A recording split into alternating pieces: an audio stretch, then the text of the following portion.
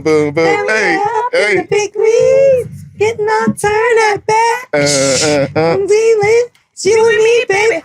Ain't nothing wrong with that. We're moving on up. Moving on up. Hey. To the east side. All right, I don't know if we're supposed to be singing the song. We gotta say other words. In the sky. We gotta say other words. On up. Hey. To the east side. She gonna keep singing. She gonna sing the whole song. We finally got a piece of pie. She did the pose. Right, she sure did. You can't sing that song without the poses. Do the pose. And you gotta move. Yeah, If I wasn't sitting down, I'd probably bust the shuffle. George Jefferson, You George Jefferson? You You be know, giving that us- dance me, every Friday. Oh, no, you know whose dance That's your I do get on off work vibe? Fridays? That's your get off work dance? Nah, you know who my get off work vibe is? What? Sanford. Huh? Good time, Sanford. Sanford and Son? Yeah, because he got that dance where he be, No? You gotta, No, you don't like that groove? what? No, we can't. No, I'm what's the saying name? Sanford Oh, and no, I Son. fuck with Sanford and Son. That's one of my favorite shows. Because, when he be busting his dance, though, he Oh, no. he had a nice little groove, too. That's my thing. Yeah. I like Sanford and Son. I like I can't think of a good song. What's your favorite throwback show? Oh, that's hard. Ooh, Stumped Her. Because I like Stumped so her. many. Y'all Off know the how top. I am. Stumped her. Y'all know how I am. I'm attacking her black shit like right off the top. I know it's like No, because Look. I got a lot. I Like, okay, so lately what I've been going to sleep to has been 227. okay, That's what I've been going to sleep to. okay. But my favorite, I don't really have a favorite. What's your favorite? Man. What's your favorite throwback? I really like George Jefferson. He was so slick with the tongue. Okay. And let me tell you, I was watching, it's so crazy when you're a kid versus watching things with an adult. Like you Yeah, miss some you see it a jokes lot and different. You miss it, you miss it. Hell yeah. So one of the prime examples, Will Smith show, what is that? Fresh Prince? Yeah, Fresh Prince. Right. Like them jokes he was throwing out were very not like, I didn't catch him as a kid, but No? he was like, whoa, hubba, hubba, hubba. Everything was But innuendo. yes, I didn't get that. till I Hey, was Fresh older. Prince. Hey, he was taking them down. Right. So He was taking them down. He was. So watching, George Jefferson's, the words that play on the TV, I had to rewind, hit the subtitles and see if they really gonna spell some of them words out. Hey, see, the lingo was different back then too. You yes. can get away with a lot on more. TV. That hunky hit a whole Yes, lot it different was back like- then than but look, it is now. Honky, I think, hit harder for us than it hit Right, against but them. I'm saying when I was younger watching it, Yeah. it didn't hit the way that as an adult. When I heard it, I'd be like, oh, he called him a hunky. Oh Like, no! I It hit was a me little older than you, so different. yeah, I was catching them. Like, oh yeah, he was firing them. Right, it was a different type of hunky though to me. It just the passion was different. No, he was like as an adult. honky. He meant it. Yes. But in this particular episode I was watching, I recorded with my phone. Tom said something off the chain. He What was Tom like, say? Oh, Tom is didn't it call the him. N-word? He was like, shut up, nigger. And he was like, what you say, honky? And he was like, oh. And I was like, wait, did they spell it Nigga or is it ER? Oh, you wanted to see what you was watching the closed captions? Yeah, like, what are they typing in there? So I have that on video. Oh, that's because, funny. Yeah. I never even thought about that. Check out the closed captions. Yeah, All it's right, like- what the closed captions say? Are they Yeah, racist? exactly. I always want to know. Sometimes they Yeah. say bleep.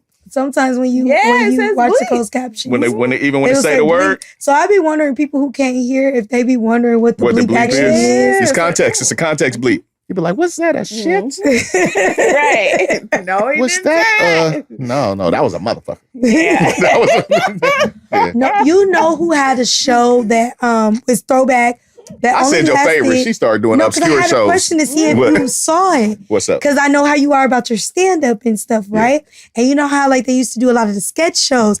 This show only made it one season. Richard Ross show? Yes! Come on, man. I was gonna ask What is you, she? like, Come on, man. Who's she talking when he to? came out naked and it was like, this is it. I ain't doing no more after this. Since y'all Yeah. trying to change the terms of my contract. Yeah. I was like, boss. No, Richard Pryor, he was a pioneer with that. Like, people don't make a lot of mention, but that was a fire show. To Like, only go be back one and- season? Go back and watch them Yes. old episodes. He was on it. He was on it. You know who else is Black good? President. what's his name now? I hate when I do that. The one who did Flip Wilson? Yes. Oh, look at me. Look at me. Yes. Already in there. Because you know who I was thinking about? I was thinking about Geraldine. I didn't want to say Geraldine. Yeah. When I yes. Flip Wilson, yeah. He had a good sketch show too. He did. And like that's why I said I don't have a favorite throwback because they were bomb back in the day. Bomb. Did you watch What's Happening? Oh, of course. And What's Happening now? I didn't really like What's Happening now. What's Happening was better than What's Happening now, but Definitely. I watched both. But Okay. can I tell on myself? Y'all know I'm good for doing that. It wasn't until I've been watching the repeats that I even realized that was Martin. Oh. All the time I saw those On What's episodes. Happening Now? Yeah, because I watched the episodes. Hey, no, and never knew it. that can happen. I didn't know when it was out. I didn't know that was Martin. So I can. You got to pass on that. Thank you. I appreciate my pass on that. pass. But I was sitting there like, that's Martin. Yeah. Oh. I didn't really in the start. I didn't trenches. really start noticing Martin probably till like House Party for real. Me like till about House Party. Makes and sense. then he started getting a lot more stuff. And then when you go back and you see some other stuff, you're like, oh, okay, that was around before then. Right. But I didn't recognize because it was like bid roles or back, side roles. So you don't know. Well, you But know, once he hit though, once he House did. Party He hit, hard. shit. You know what show just celebrated 35 years though? No. The show that made me go to an HBCU, Different a World? different world. Oh. They just hit 35 years. Okay. Do you still watch reruns? I sure do. I've seen every single episode. I'm gonna say, if you didn't watch reruns, like you say, I'll be coming at you. Oh, I was about to come at you. No, I can vouch for I know that. them. Like, she was kicking it over in my place for about a week. No, right? I see how much influence it has on her life. Yeah, That's what I'm saying. If she didn't, oh, I was getting ready to go. No, like her sleep time. She's like, okay, I'm going to sleep now, and then turn it on. It was Cosby. Dun, dun, dun, dun. Yep. I do the Cosby, all that. I drive my mama crazy because I'll be like, Mama, you remember the episode that did such and such, such and such? No. And that's usually her. She'll be like, I don't know. I just remember the What shirt. you talking about? That's my favorite one. The shirt where. With Theo on the shirt. Gordon Gartrell, come on, man. No, my favorite. That's the lick. That's the lick. We on our throwback vibes right now. Gordon Gartrell. What's your favorite? My favorite episode was when they had the first anniversary for the grandparents, and they're like night and day. I'm not gonna lie. I used to love those fly. episodes. Yeah. For the Cosby Show when they used to get together and do like the old school songs. Mhm. That was cool. The one that was most relatable to me though, because you guys know I have a very kind of interesting Baby. Okay, my bad. That's how it was. a sibling kind of relationship was the episode where Rudy and Vanessa was getting into it so bad that Okay, they moved them down. I don't remember that. But that's what I'm gonna tell you. They moved them down to the Basement. Yeah, to have to stay. And they were like, once they could get along, they would be allowed back up to the room. But I always enjoyed how extra they were. Cause like they put the caution tape on the doors so that they knew you could only go to the bathroom to brush your teeth and out. And then when they went to get the breakfast, it was on the tray. That's why the Cosby Show was really good because they really bought into and like sold where they were going with the thing. Like all the things. Like when they went there, like Bill Cosby would go in to teach them kids a lesson. Right? Like no holding back. It was good. Like that was very, I related to that. Look at us talking about Bill Cosby like a good guy. The show was good. Look, I don't care what nobody say. You cannot erase that show from the culture. People have tried. You haven't, but I'm saying people have tried. Because remember, they took down all the reruns. They was taking off a different world. And I'm like, you can take them off all you want to. It changes nothing of what it's done to the culture. I appreciate art for art because there's not just one, especially something like that. There's not just one individual involved, right? Exactly. I mean, he was the catalyst, right, and the brain and the money. And the star, right, and the reason why they had the show, and all of that. Right. But it was a lot of other people who contributed to make that what it was. And right? then you have to think like this, like I don't know. I just think in the mind, your psyche. If you could see it, you could believe it, and to actually at that time in my life to know families that were like married. Yeah. Like what? You have a mom and a dad? Like that was like kind of weird. Yeah. And in my real life scenario, so to see that on TV, like, wow, they're married. Not only are they married, they are two working parents and not just like a housewife, because if you go to other shows, the man who had a good job, if he was a doctor, a lawyer, or anything, his wife was a stay-at-home. But it was the two. Yeah. So we got a lawyer and a doctor, and the only thing is, I started to get older and understand dynamics of the world. Was like, how did they really make that work? Where did they have the time, to be a doctor and a lawyer and 5 kids? Back then, well, they did all that before they had their kids, as far as the schooling, right? But we come from the era of latchkey kids and all that, right? And his office was in the house. True. His office was in the house. But that gave me hope. Like, oh wow, I could really be a doctor and lawyer, because you got Cliff and Claire Huxtable. Like that's really feasible. Look, that's why. Remember we were talking about Blackish. That's why. That's why I was saying Blackish reminds me of the Cosby Show. It was more so like like I said, all the kids, the working parents, the way the parents would be in cahoots against the kids. Right. You know what I'm saying? Like on whatever particular thing, right? The kids on their thing, and the distinct personalities of the kids. Right. It like brings me back to that vibe. It brings me back to that vibe. And that's we miss that. We don't really get that on TV. We don't. I just saw this petition. I wasn't for it though. Let me just say that, where they were saying they want to bring A Different World back. I'm not really, how I feel about reboots. So that's just, but what I did appreciate, they just did an interview on Breakfast Club with Jasmine Guy and Kadeem Hardison. I was going to ask if you saw that. Yes. And I appreciated how they really did bring up a good point. Had it been set up not to really fail, it really could have gone on for decades, because you just would have switched the kids in and out, because people are always going to college, graduating, and then you bring in a new group. I think that's like hindsight looking back, because really it's the only shows that really go on like that are that manner, that really go on for that long amount of time, are really like The Simpsons. Animated things, because it might not have lasted forever, but it could have gone longer. It could have went longer, but it went. How long did it go? About 8-10 seasons? I don't think that was that long. Well, how long was it? How long did it go? I'll go look, because I don't think. I mean, we had Denise there for one season, right? And that was not the best season. It wasn't, but it wasn't. But it was cool. But I love Denise, so it was getting a pass for me, regardless, because. Yeah, but when I say that we know she was good, right. Her character was still good, but it was the themes. Was good. Did you hear what I said? I'm saying the themes of the show, like with the egg bee and all that, the egg baby and all that. I don't remember doing that when I went to college. I don't. They do that. Look, that's a sitcom trope.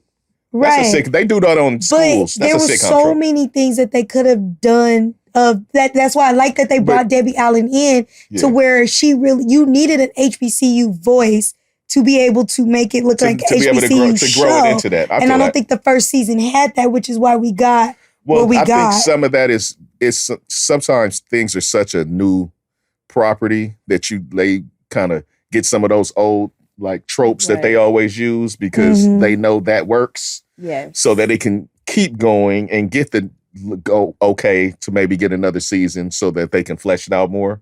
And they were able to do that when they got Debbie Allen in there, like you said. They were able to flesh it out. You got to see more of the HBCU lifestyle. You know what I'm saying? Influenced Tasha to just go to HBCUs. Go to CAU. I was gonna say it, but she said it. Oh. Yeah, she did. But my issue with the reboot, even if there was one, because again, I really think positive television or whatever is a good thing. However, I'm not even trying to be funny, but what about the HBCU lifestyle dynamic that they can show nowadays? Like the kids' problems and the little circumstances that they had to overcome back then ain't the same. It's different. So when it's going to be shown on television, if you're going to make it relatable in real life, like, we got some issues going on. But there are a lot of issues right now. I see there are a lot of stories that could be told from the different aspects. Positive stories. Look, I mean, and sometimes positive stories come through. They don't necessarily seem positive, but it's a story that needs to be told. Right? It's like sometimes somebody just overcoming something, and and everything isn't just always fucking peachy. No, I know, but like even peachy, like okay, so you take a like the Cosby Show, Jaleesa, or Different World, Jaleesa. Baby, please. Oh, my bad. She was older and going through her thing and making Which her still life happens. through. Yes, that happens. You're I used to call her. I said, "You baby Jaleesa," because she was older when she started. I said, "You sure you want to stay with these little kids?" All right, look, people now. Didn't old boy seem kind of old? Who? Jaleesa's dude, once she got with him. He was old. I know. Wasn't he old as hell? The Colonel?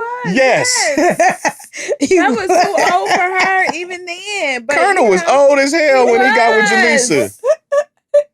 That was always uncomfortable. Like, that's I was like, that was daddy. But that's real life. Some people, they marry. Oh, I know. I'm just saying. I was feeling like, man, she didn't got with an old man. She did. And she knew it because remember when she got pregnant, that was the thing. He was like, he old as hell. I'm about to be a daddy. She like, again. You about to be a granddaddy daddy. Exactly. But to your point, how like things, for instance, A Different World then touched on apartheid, right?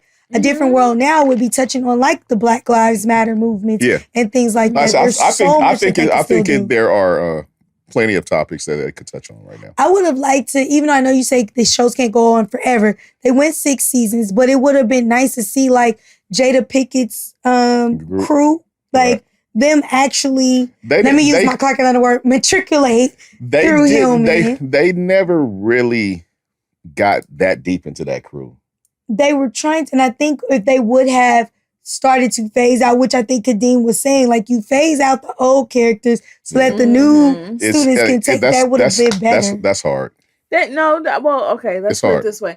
It's hard, that's like Degrassi. But it's hard, yes, but like look at these shows, like we can even put it like in the reality show perspective. You got the Atlanta Housewives, then Candy gets her own show. Then you got the Beverly Hills Housewives. Got these. Well, that's a spinoff. That's a spinoff. But it could have created enough spinoffs to allow us to be able to see Jada's character, or to see what Kareem and Whitley did, and where they went in life and what happened, and now maybe they opened up a school of their own, or whatever the case. This all sounds very beautiful, but eventually it was going to have to end.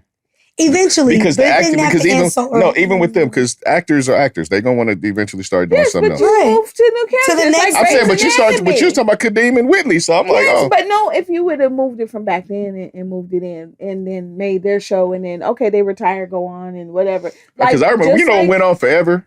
What? Three's Company. It did. And Three's Company, because I love Three's Company. And they changed out the roommates. They changed out the roommates, but that was the situations were different. The Cord, which was Jack Tripper.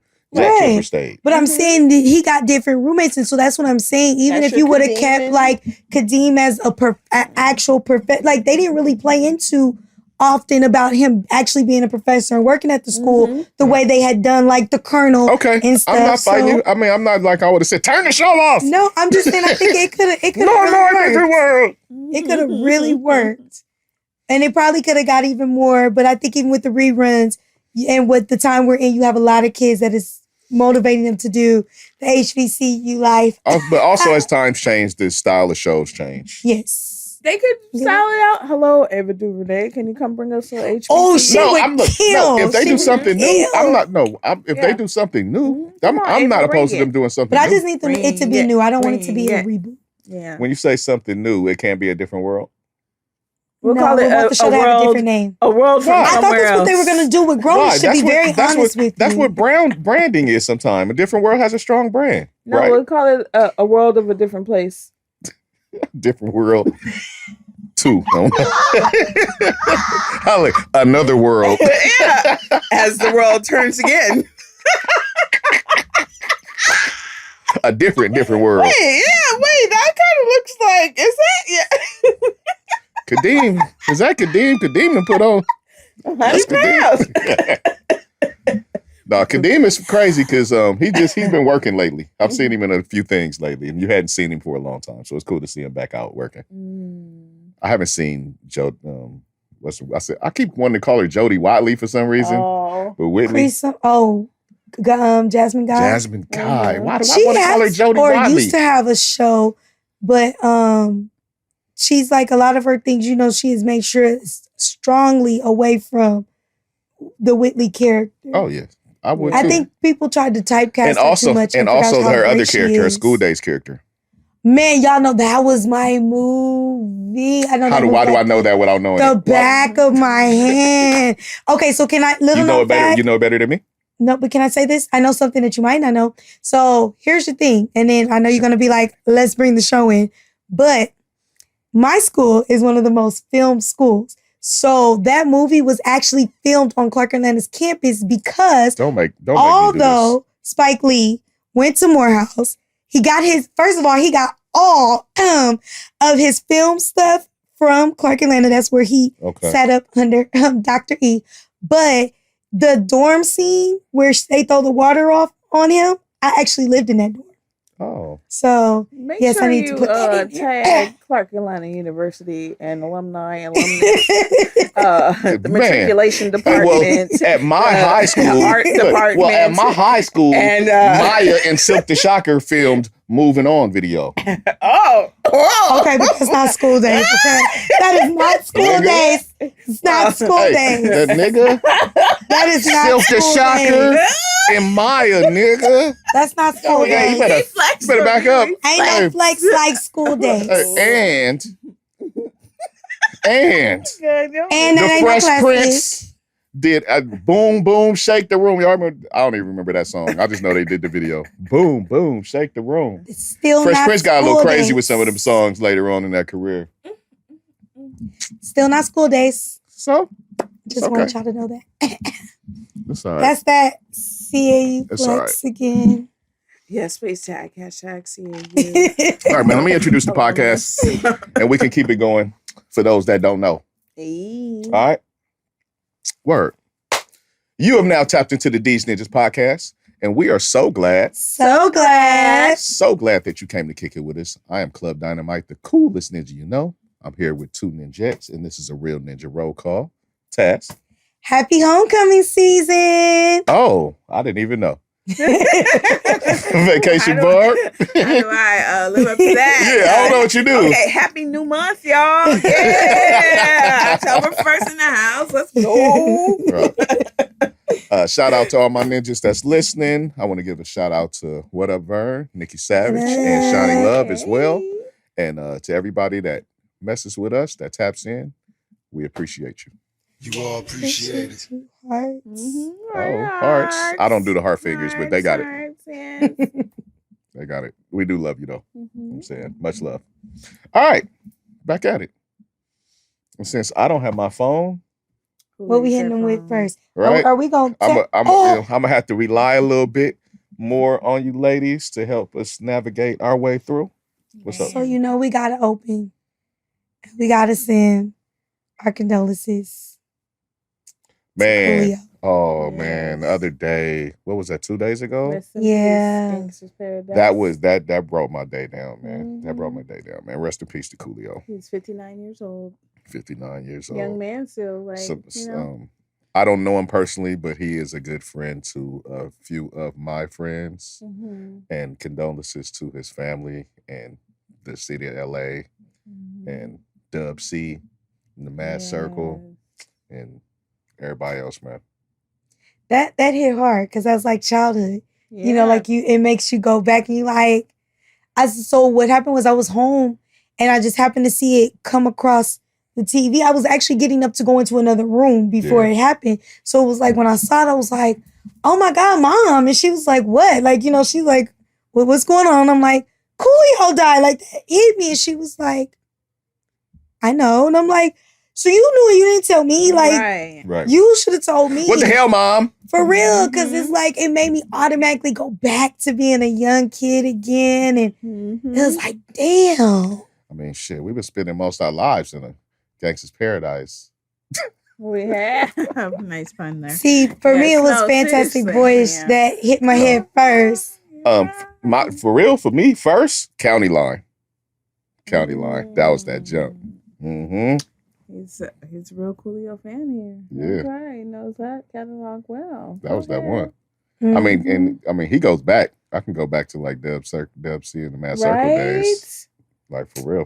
People don't realize, the early Coolio's a pine like one of the West Coast pioneers. Yep. He gets like we think about him a lot for like later on in his career, but like Coolio been around for a long ass time, man.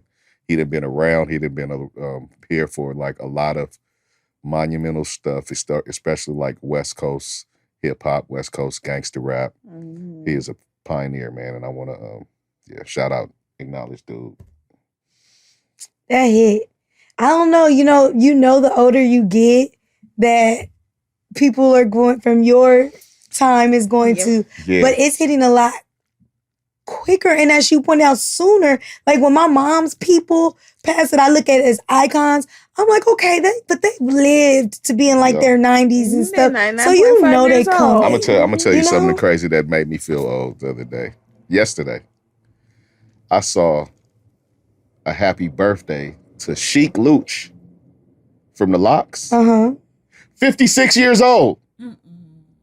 I said, holy shit. It's all bad. Chic Luch is going to be 60 in 4 years?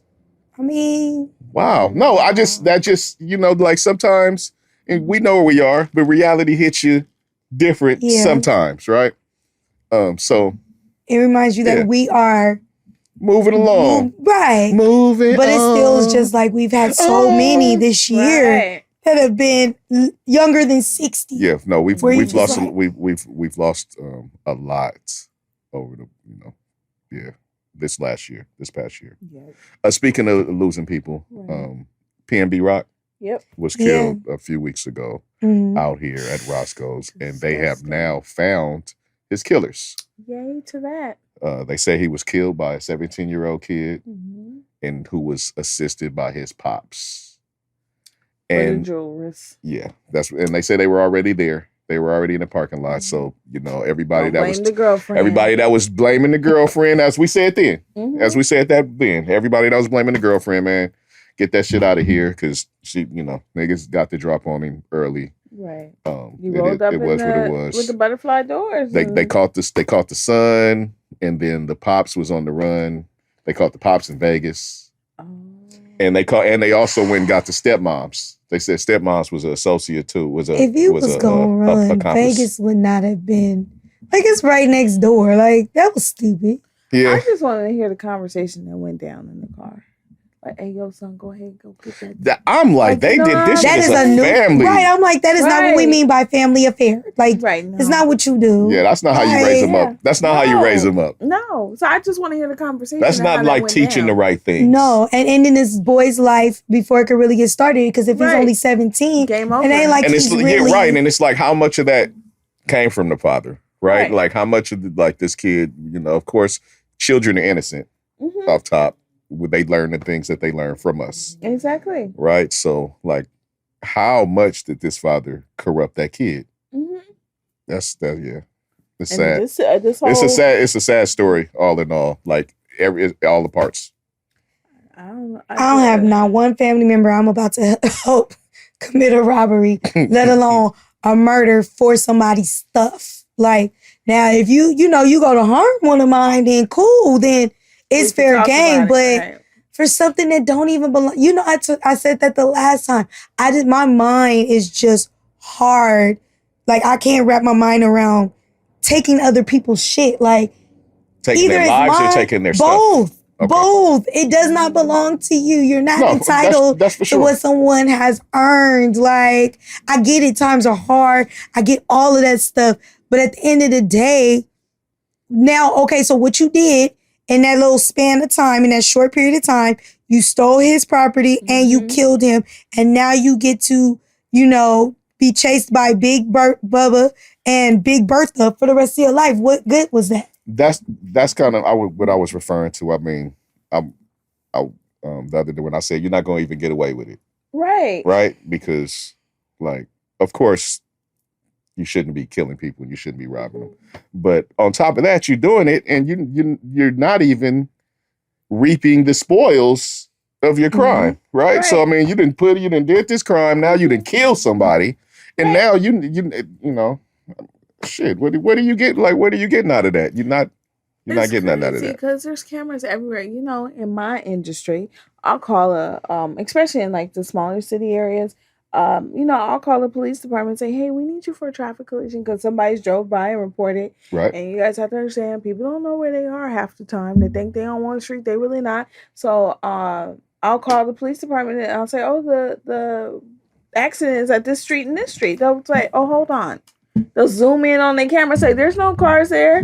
Mm-hmm. And then they'll be like, okay, let me pan. And then be like, oh, it's on this intersection. Okay, redirect your units there. Like, what? So if you got cameras at every stoplight, they could just like, look, oh no, we only see it's clear traffic there. Don't you know there's cameras everywhere? That's why ring cameras catch crime. Sure do. Hey, real shit.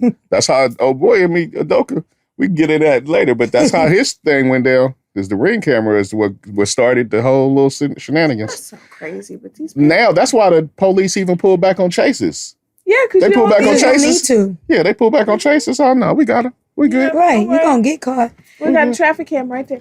I wanted y'all opinion on something since you started talking about the spoils and all that stuff. And then just the fact that people got to live with this. So the big thing has been Netflix new movie that they did on Jeffrey Dahmer. Right. I still haven't watched it. Me neither. I don't plan to because I told y'all I'm not traumatizing myself. I don't.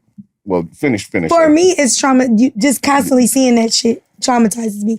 But what I was seeing since we had to talk, and I know Shanni said she had saw it, was the victims' families have come out saying they feel like they've been re-victimized because they don't have to get permission from the families to tell these stories since they're considered public knowledge. Right. So I just wanted y'all opinions on that because there was a comment that I saw where someone was like, well, y'all don't get mad about other documentaries, but we just knew that person was stupid because we're like, all documentaries aren't the same. But it's just a thing of people's trauma.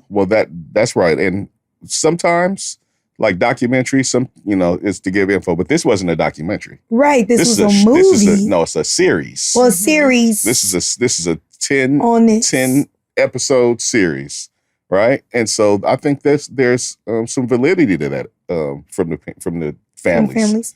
Because they're being made to relive what they went through. You don't know what they had to maybe do to put themselves, in a good place, whether it might have been therapy or whatever, right? Or just to mourn the situation. Mm-hmm. So for them to have to revisit it, I can understand where they're coming from. And they don't get paid for this. Not saying they're looking for money, but they were saying how, especially since they don't have to get the permission to use the loved one, also all that money that Netflix is making, none of it is going to like any foundations they've set up or anything that would have benefited what they went through. And that's where it gets like weird for me because I don't know how that part should be handled. I don't know how that part should be handled, right? I don't know if that means that Netflix shouldn't make it. I wouldn't necessarily say that. But I mean, I think if you're gonna re-traumatize a whole family, they should be getting something. But the thing is, you get money off of the death of my like I said, ones. there's validity to what they say, but you may not. That's dependent on the person whether they're being re-traumatized by this, how much that they're paying attention to it. It's other factors. Well, with the time that we're in now, which was what was being discussed, is that like, because some people were like, well, if they don't want to see it, don't see it. But they're like, when you go on social media, that has been a hot topic lately, has been this all over again. And now when I go and I Google stuff, there are brand new articles about just the case in general. So it's not like they can escape it. Well, don't Google it. No, I'm talking about... You talking about you? No, I'm talking about the families. It's not like they can escape it because you go on social media. What I'm saying is they see it on social media, but I see it on social media. I still haven't seen much. I've seen some pictures. I saw Rick Ross saying he wanted the glasses. I'm not. But I'm not. Right, Rick Ross style, just by the way. A little bit. I mean, he put the thing in her drink and she didn't even know it, right? Oh Lord. He said it. With the glasses. He said that on the song. Right. Yeah, I know. All right. So, he said he was interested. But like I said, I haven't seen much meat to the story. I've seen a few pictures, so I'm I see who's playing the character, right? But I have as far as now, if I was a family member, maybe even those little things would hit me differently. But I haven't been getting crazy information, right? Now, if you choose this is going on, and then you choose to Google it and torture yourself, that's a whole nother ballgame, right?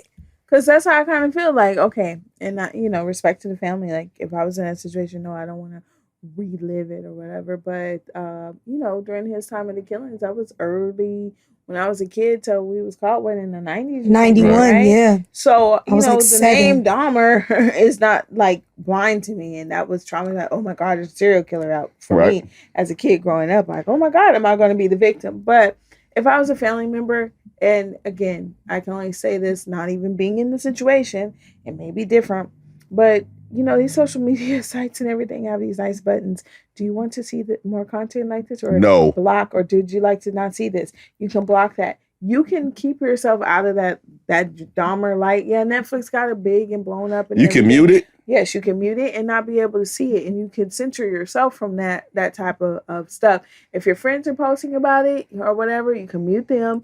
And if they're saying anything, all due respect, that's my family or whatever the case may be. And Netflix, I think when you do, it's everything out here is somebody's being exploited to get the story told, to get the story, whatever the case may be. You get stories from other places. And then we got documentaries. Right. As well. But then some stories, like, what are you going to do? Like, for instance, have you guys seen the movie Nope? Yes. No. Okay. So let me just tell you. No? The city Agua Dulce, mm-hmm. Nobody knows that city. Nobody knows it because it's not like a real city. Like, it's Santa Clarita, but everybody who lives there will call it Agua Dulce. That's the only people who know. And even some people who live in Agua Dulce will tell them, oh, I live in Canyon Country or Santa Clarita. I spent time out there. My buddy went to grad school at Cal Arts. Okay, so you're familiar with it. Okay, but most people aren't familiar with Agua Dulce. Let me just tell you that my black dog training father who lives in whose dog ranch is in Agua Dulce by the name of OJ. Oh. Yes. Okay. Crazy. This movie is about a black horse training. Oh, and I'm sorry, movie connections. They train for the movies. My father trains for the movies too. This guy in this movie is a horse trainer. His name was OJ. That's where I was going. His name is OJ. And here's the key. Their ranch is in Agua Dulce. Not Santa Clarita, but Agua Dulce. So people come up to me at work like, hey, they stole your dad's story. Like, they mixed it up and changed dog trainer to horse trainer. You guys are owed some money out there. Like, interesting that story seems directly. Hey, so you know what it's time for you to do, right? Huh. You need to go up there. Uh-huh. So you can go see the aliens so y'all can get the shit going. Right, exactly.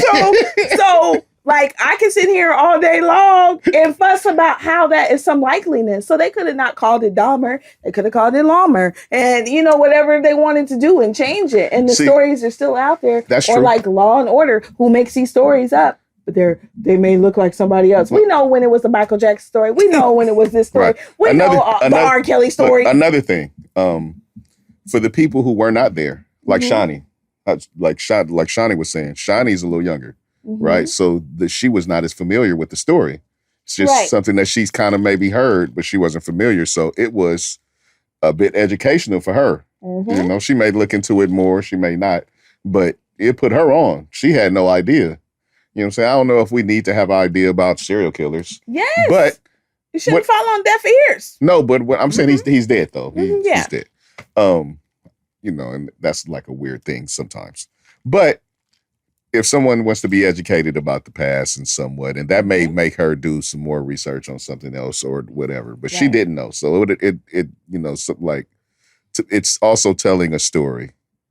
It's weird. It's a weird juxtaposition. Like, do we tell this story? Do we not? Or do we offend these people? Are we offending these people? Because they may not be offended. Right, and that's what I'm saying, I don't know necessarily when they do stories like these, if they, it's not like they're asking you how you would feel about, your loved one being depicted this way, being, they're not, it's almost like I don't care. Like, this is a story I want to tell. This is how I want to tell it of this person. And then, again, for me, I know everything is not about money, but you're also making money off of these people's pain. It ain't like they're saying, well, we'll give you more money for your therapy. Right. That might need to be, because you never know how much people push shit down to keep life going. But when we're saying that, it's when we talk about like movies like World War II movies, there's plenty of victims. There's plenty of, it's a weird line. like to toe, like where to where you. But your weird line there. Okay, so the World War II and World War Vietnam, victims, all of that. That's thousands and millions, like, offsprings. And when you do those, there's thousands of people that have been involved in this. But as far as immediate impact and family, the Dahmer people are only those, how many ever victims he had in total, those families and extended or whatever the case may be. And I think when you have something on that small of a caliber of people being affected, and yes, it's a lot of people in the big picture, but when I'm saying in comparison to World War II and I and all that, I think there's some kind of, again, but people don't have these things called moral obligations that you should feel like, you know what, the story is of your family, and we're going to make a donation in the name of the family. Or even let you know, because the sister said she didn't even find out it was a movie until I wouldn't be opposed to that. I wouldn't be opposed. Netflix. I mean, I'm not fighting that. Like I said, it's just an or even just letting them know, because I'm like, I would not want to be clicking on. You get on Netflix like to see what's new, and then that's the Dahmer, and it's like the fuck. But at that point, like, because when you make movies end up on Netflix in different ways. Netflix puts money out to make stuff, and then also people make productions and then they sell them to Netflix. So who should that be on? The person, when they started making the movie, to me, something should have went out to those families to just let them know there's a movie in the works. So whether it came on Netflix, Hulu, or whatever. What if it never came on nothing? But still, you would still know that there's something out there. I'm just devil's advocate. Once that movie, that deal is inked, and okay, the production is going to be put out May 19th on Netflix. So maybe like at the point, like this is done and it's going to be released. Yeah, because I wouldn't want to see that on no big old thing. Like I said, you surfing. He's like, let me see what the new movies are. Dahmer. It's like the fuck, like, wait a minute, what? Because you never, like how you said with the name, certain things bring, when people say Dahmer, I think of eating people. Like that's what it breeds me. So I couldn't imagine that being my love. It gets deeper because he was just like, oh yeah. So I will say, because you brought up Shanni going to look up stuff. Again, I told you I will not watch it. It just so happened though, kept seeing tweets about the neighbor who I guess had been reporting him. Yeah, that's what she was saying. And they were saying that but I'm saying it made me go look up the police story, because they kept saying the police could have stopped it. The police could have stopped it. So it's like, I wonder what they were talking about. And they kept talking about the one victim in particular, where it ended up dragging me to another victim. And then how they were saying, they started breaking down basically how the police had took the little boy back to the house just off his word. And I haven't watched it, so I want to watch it. So don't tell me the story. But the thing was, it made me go look at what happened to the police, right? What angered me, because I said, dude, things still have not changed, is that they kicked them off the force first, right? Because they're like, yeah, you were negligent. You know how we talked about before with the type of job you have. There are just some jobs you can't be shitty at. Right. That's one of them. Right. But because, they had the good union behind them and all that stuff, they basically, went on to have long careers and retire. And I'm sitting there going, but you literally cost a little boy their life. Like, I was dumbfounded. Like, I was like, tell me no more. I'd rather just go back to remembering that he ate people. And there's this one show that I used to watch, and I saved this particular show because I like to people to see it when they come over sometimes, and we can like, watch this, because it's just mind blowing to me. Because so typically serial killers go for a certain type of person, and usually black women don't fall into that, unless it's the sleepy grimer guy or whatever, right? But typically black women don't fall into that lovely serial killer victim. So anyways, somewhere Midwest, Chicago, somewhere around there was this lady. She was a prostitute. She got picked up by this man. Long story short, I remember the guy's name was Gary. She got put in the basement with all these other black girls. That was just really weird. So Gary accidentally killed one of the girls because he had her tied up and she wasn't listening. So he beat her, and then she fell over and died. So Gary decided to boil her body to eat it. So the neighbor was like, Gary, what is that? So they called the police because it's a smell. So Gary tells the police that knocked at his door, oh, I was just cooking in a burn. Okay, so now this is what annoys me, just in police detective. That's the kind of stuff they were saying about Dahmer. Right. How do you not be like, you know what? Burnt Gross. Don't smell like that. Maybe you've never smelled a dead body in your police career. But you know what? I'm going to go check by that house a few more times to see what... I mean, I think I would. Again, I'm not a police officer and I don't know. But how do you let these complaints... But are you a police officer or are you a detective? But even as a police officer, you should have some kind of inkling of, let me figure something out. He had been called. They're not out there just trying to solve crimes like that. No, right, and that's that type of call. That's my issue. How are you? This is your. I vow to protect and serve, but then I miss out on being this much investigated to protect and serve. And so, anyways, how she got caught in the end, she had to go help bury the bodies and sign this thing that she says, yeah, I did this with him or whatever. And, you know, a lot of people ask, like, why didn't you run when he let you free a couple of times to go outside to call your family? Right. And she's like, I couldn't because those other women were in the basement and I had to be good for them. So anyways, how he got caught, she's like, Gary, I got to call my family. I've been missing for 4 months and you're going to be worried for me. So she goes to the payphone. She's really calling the police and the police pull up. And again, she's a Black woman telling this outrageous story about how she's been tied in the basement and please help me. And he's around the corner and they're like, yeah, sure. All right. And the only reason that they believed her, one of the police officers, not a detective, but one of the police officers had the wit in himself, again, to be proactive. She said she's been shackled by the legs. So all he did was lift up the leg and was like, oh, holy shit. There's some like, he could see her skin was like messed up. And he was like, uh-oh, this is a real story.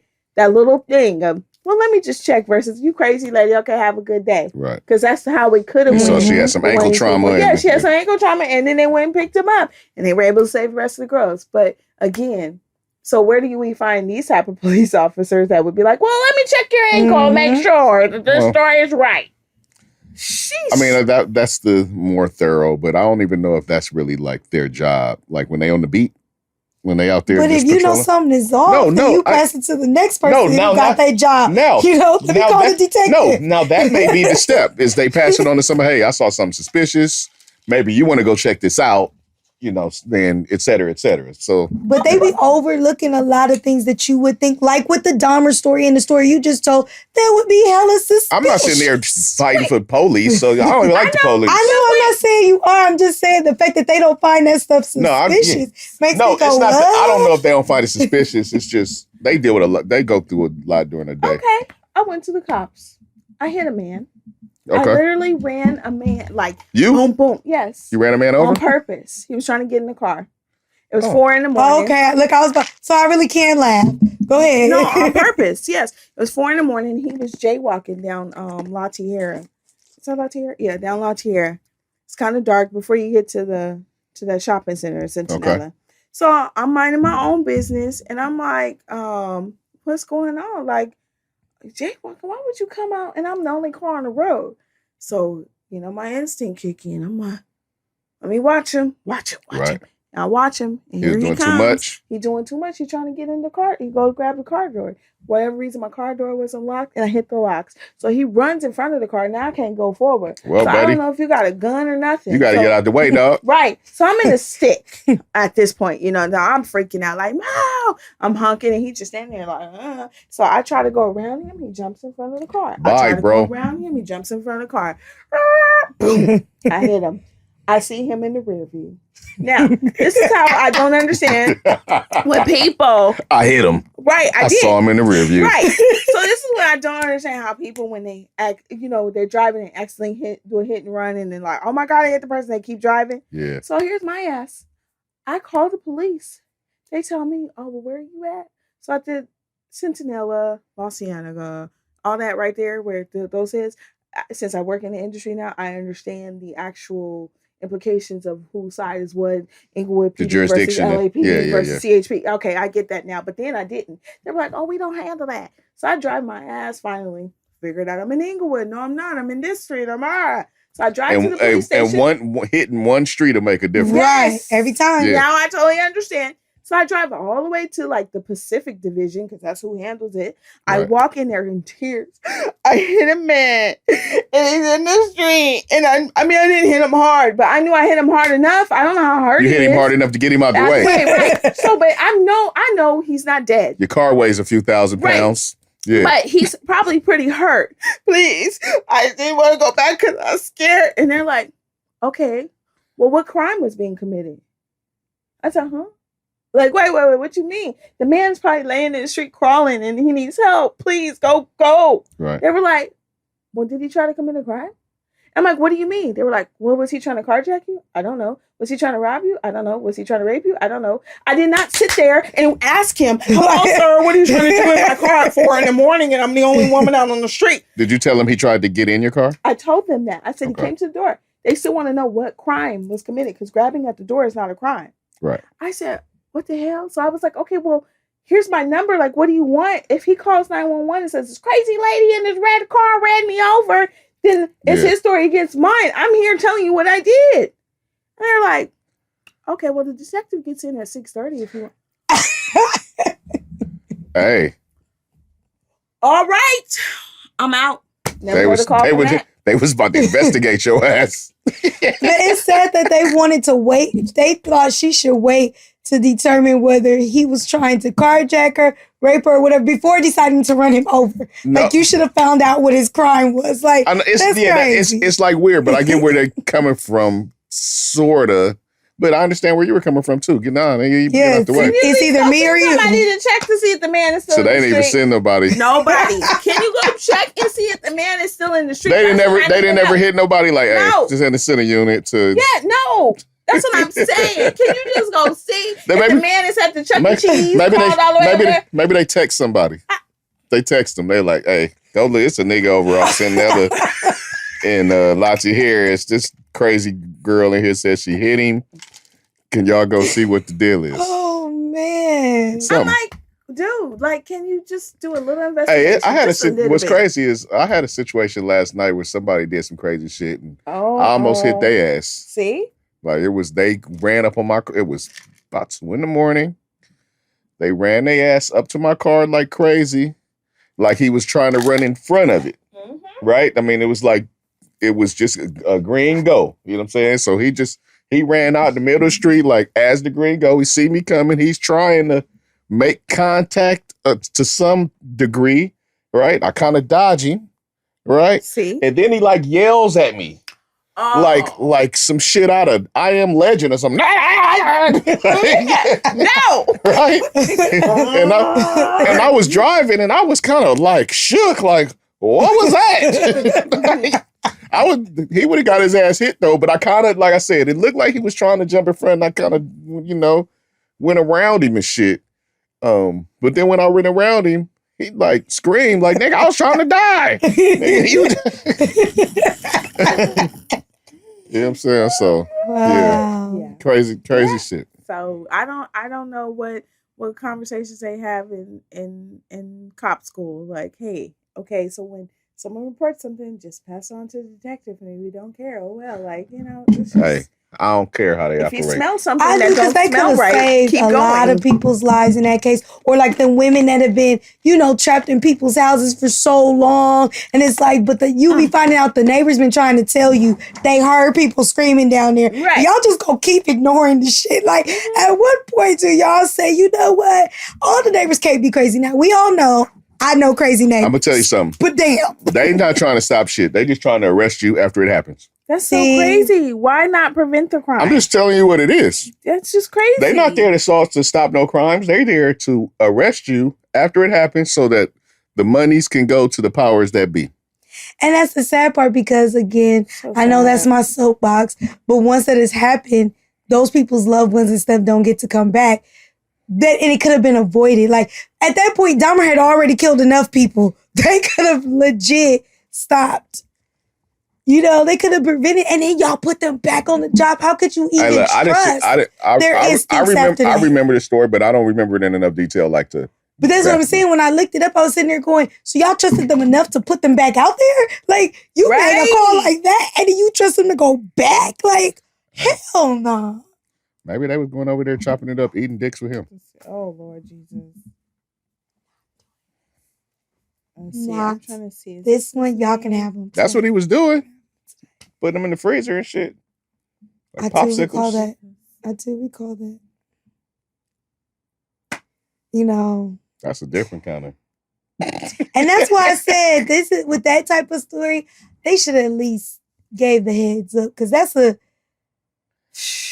I mean, but there's plenty of killer and serial killers. And I think they should tell their families too. Right. I'm not saying that they don't have a right to make them. They should just give them the heads up. Let's move on from the killers. Yeah, so I can sleep tonight. Right? Are you gonna be? So wait, we gonna go. Would this affect you? It does. That kind of shit does affect me. No, I mean us having this talk, not you seeing it, but us like having this kind of talk. It can, because it'll just make my mind be thinking spooky. Yeah, like I just. So you don't watch? Do you know scary movies? I'm not a scary. No. So let me tell the truth. Scary movies aren't necessarily scary to me. No. So that's why I said I'm gonna tell the truth. Movies, horror movies that are fake, I don't bother watching because I think they're funny. Because for me, I pick apart movies. So, I'll be sitting there going, that ain't, come on now. But when it's stories that I know were real, those do, they really do traumatize me. Yeah. Because I'll be the one to be like, I like to go walking. That's how I get my exercise. I'll be the one to go, yeah, if my taser ain't charged, I ain't going. Oh, so you let the movies leave with you. Because they're real stories. So I know real people like that still exist in the world. They're still crazy. It ain't like all the crazies are dead. They're not usually telling that story while the crazy is still running around crazy. No, not that particular crazy, but they're still crazy. Yeah, but that's gonna be if you watch the movie or not. Right, and that's what I'm saying. Then my mind goes into those things oh my God, I could get snatched. As a grown woman, and it's like resurfaced though, where a lot of these things you see on Instagram and TikTok talking about them and their real life stories. But as a grown woman, I will not walk past a van on the sidewalk that had a street around it. Welcome back. We Don't y'all love are back. We are back. No. That's the remix. That's the Welcome Back's remix. You didn't know that? No. All right. Yeah. Yeah. You know about that. I didn't. We off the serial killer talk. No more Jeffrey Dahmer or Rich Ramirez and all of that good stuff. We don't want to traumatize Taz. Thank you. Or none of that stuff. Cool? So I can go walk and lose this weight. Yeah. Right. Yeah. That part. That's okay because I don't walk without my taser anyway. You got your little situation? I definitely do. And because my mom forgot that she had one and that she needed to charge hers, she was using mine. I don't mean the taser. I'm glad you had your taser, but you got the thing, the patty? No, but I need to get one of those. I was going to say in the meantime, I've been using the golf club when I go down in case the dogs attack. Oh, so you bam. So you that person. The person that's walking with the golf club. To get to my car, hell yeah. Hey, look, yeah, all right, this funny. It's funny when you see the person walking down the street with the stick. They just got a stick. Yep. Right? Golf club. We just went back. We just came back on. Stick, golf club.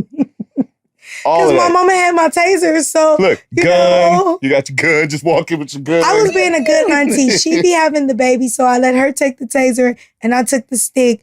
And I just put it in my car, and then when I get out, I have the stick again. Mm-hmm. And you see me walking up the stairs, whichever way this dog comes, I'm ready for his ass. So, know. I feel that. All right, we want you to be safe out there. Thank you. You know who's not safe out there? The people. Welfare funds. Oh. Welfare funds are under attack. The people. Mm-hmm. Right? The people. All right, the people. People who need it. The people. All right, we got a scandal out here that's not getting talked about enough. I hear about it, but I'm not hearing about it enough. The way we hear about other stuff. I mean, I know I'm hearing about a coach that was cheating on his wife. More than we're hearing about this. Right? Or not even his wife. His girl cheating, right? He's just pretty much just fucking at work. Right? I'm hearing a lot about that, but I'm not hearing about this. Exactly. Right? Which, and what I'm talking about is the football player Brett Favre, who I now refer to as Brett Fraud. Brett Fraud. He is out here frauding. He's living the fraud life. If not frauding, doing his best to fraud welfare recipients. That's so bad. Right? Mm-hmm, mm-hmm. Because in one of the poorest states at that. In Mississippi. One of the poorest states, if not the poorest state. Ain't Mississippi having a water issue right now too? Hell yeah. All right, man, look. This is one of the poorest states. If not the poorest. If not the poorest state. In the United States. Is that Mitch McConnell's state? No, his That's is Kentucky. Okay. But they got a piss poor senator too. All right, but we don't want to get on that. All right, so Brett Favre is out here. And what's going on is he has a non-profit organization, right? A charity.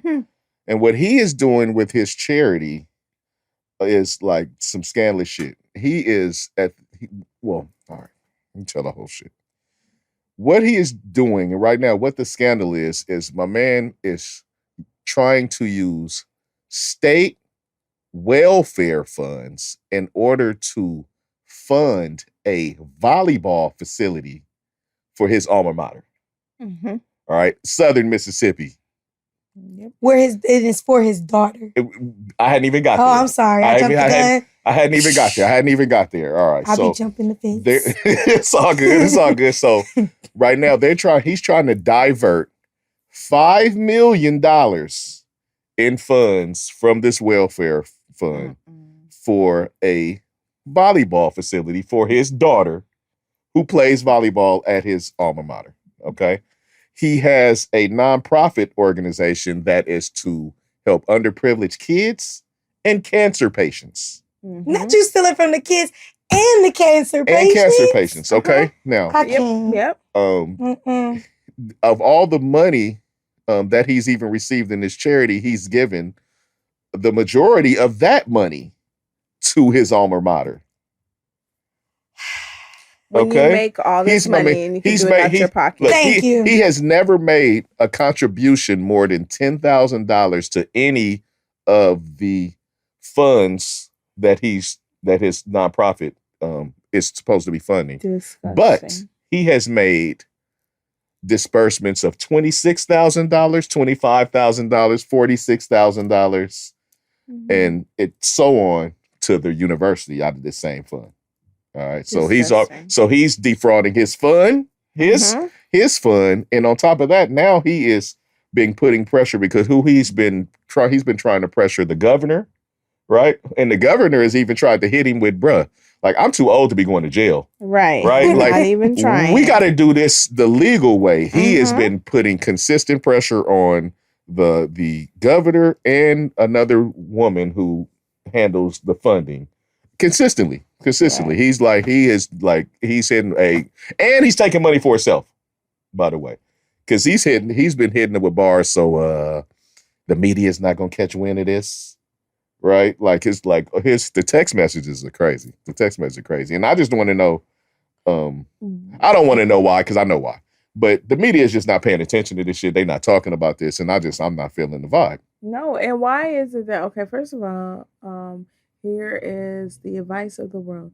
Why would you do anything with a cell phone in 2022? Okay, if you're trying to kill somebody. Hey, Barb, look, if you're going to do your shit. Please, use pen and paper and then burn it. I mean, come on, let's be real about this. That annoys me, stupid criminals, period. But yeah, okay. Yeah, That's number one thing. You're real stupid about this. For me, it still goes back to, and don't hit me with the we know why, because I know we know why.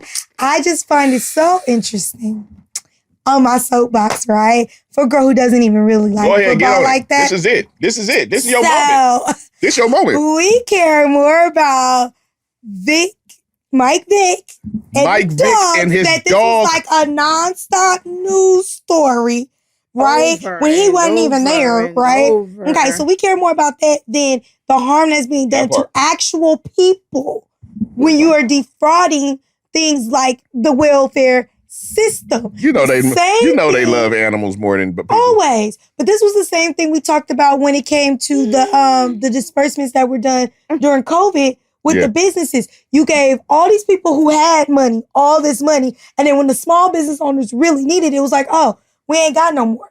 And then they did a hush story. They didn't want to really pump up the fact that all these big people got it. They're like, well, did you expect them to pay out of their pocket? To Barb's point, if you got it, you got it. He didn't need to defraud them for that. You want your daughter to have a volleyball court, then buy your ass a volleyball court. Put your name on the shit and call it a day. Brett Favre has made, now I don't know what he's done with his money. So, you know what I'm saying? And I'm not gonna count your pockets when you're doing this. No, what I'm saying is, what I do know is the man has made over $170 million playing football alone. Right. And how, kids football career was very long. He had a long ass, way longer than it should have been. Exactly. He should have retired a long time ago. So out of 170 million, you mean to tell me you can't even trickle interest to make that $5 million? And then they get to write it off. He could have did it and wrote it off. This man pushes copper. Look, we count it. Let's the man count it. He pushes the copper. Little fit shit, you know the shit, the copper shit. I won't buy another one. On I just bought one. I won't buy another one. Right? Oh, you for your situation. Yeah, but I won't buy another one. Wrangler jeans. Yep. He's the Wrangler jean man. Right? What else he got? He got another some other shit. Yeah. I'm saying he get paid to speak because of his name. What I'm saying is he got him. He got a Sirius satellite radio show, which they didn't shut down since this has been going on, of course. Right? He got a Sirius radio show, which I'm sure is what ain't cheap. Right, and for him to be doing this shit is just nothing but scandalous. But this is what he is. He's a fucking he supports the orange dude. You know what I'm saying? He's the buddy of the orange dude. You could have called the orange and asked him to make a donation. Thank you. How about when you're he ain't got no money, but when you're in that type of realm? This is what I will never get and understand. Just like somebody else who got a prominent, nice change from the county of Los Angeles for her pictures, right? So there's a lot of money behind that, right? And you donated to your own foundation. Like foundations like that, where there's NBA, NFL, they will never go broke. If you had to go to all your NFL buddies and be like, hey, past and present, right? Hey, my daughter's school needs this. They could have all donated $5,000 or $10,000 and wrote it off on their taxes. He could have took $5 million out of his pocket and wrote it off on his taxes. In his Merce. He probably carried a Merce with $5 million. But that he could have wrote off on his taxes. Yeah, this is just him showing his face. It's him showing his face. He didn't always give little signs of who he was. Yes. We didn't see look, when you take the Wrangler ad, I'm sorry, you already let me know who you are when you take the Wrangler endorsement. Mm-hmm. Right? But he's been letting us know, like, since he's he's held in high esteem as far as NFL, like what he did. Right? And that's why they should be dragging his ass. And some of that shit is overrated. But even in saying that, he's been showing who he is a bit, like since he's retired. Especially with the orange dude. Since he's retired, there's been a few times where he's gone out of his way to say some dumb shit about something that somebody was doing. He's one of those. When the athletes was trying to speak out against certain things, he was on that old shut up and play type shit. Right. I don't think athletes should be dealing with this kind of stuff. While you're talking about the same subject. Like y'all don't have y'all don't have a gang of free time when y'all not playing your sport or practicing. When you practice 3 hours a day. You play football, you play once a week. All right. So you got a lot of time to do whatever, to care about whatever. So that argument is trash. And football seasons is short. That argument is trash. I don't care. That argument is trash because those people have more free time than most. Right. To be able to put their attention wherever they want to put it. This is just some bullshit. I hope something happens as a result of this. I know the FBI is investigating it. Good, as they should be. And there's already a woman who's pled guilty, and because this whole scandal, he is like a $77 million scandal, right? There's people has gone down. There's people that's pled guilty already. We already know. So I'm sure something is coming down the pipeline but I just don't like the way nobody's talking about it. Right, and that's what I'm saying. The media needs to be doing a better job of that. Because if you could make for cycles, and that means more than one cycle, Colin Kaepernick was like the biggest, oh my God, I can't believe you. And what he did not affect anybody's pockets. None of that. That's true, but a lot of that was Trump pushing it. Right, but I'm just saying, but the media, and that includes those who are not on Trump's side, that includes sports channels and stuff. For sure. That was like the lead story. Shit should have been the lead story. They running from this shit. That's what I'm saying. I'm a avid sports fan. All right, my TV. I got more than one TV going in the house at all times, and one of them is always on some sports ticker. If I'm not watching a game, I got the damn bullshit opinion stories on. It's going on, so like they got plenty of time to talk about it. They don't do nothing but talk about shit all day. The same They stuff. regurgitate stories every day, figure out different ways to talk about the same shit, right? They figure out a way to talk about the goddamn Dallas Cowboys every day, right? What the fuck? What the fuck? People be mad about Stephen A. Smith, but Stephen A. Smith tried to say something about this, right? And it's been a couple. Shannon Sharp says something, right? But on a whole, they've been ducking this shit. And that's the part that's not right. They ducking this. And I know it's probably because they don't want to say scandalous about their precious Brett Favre, but fuck Brett Favre.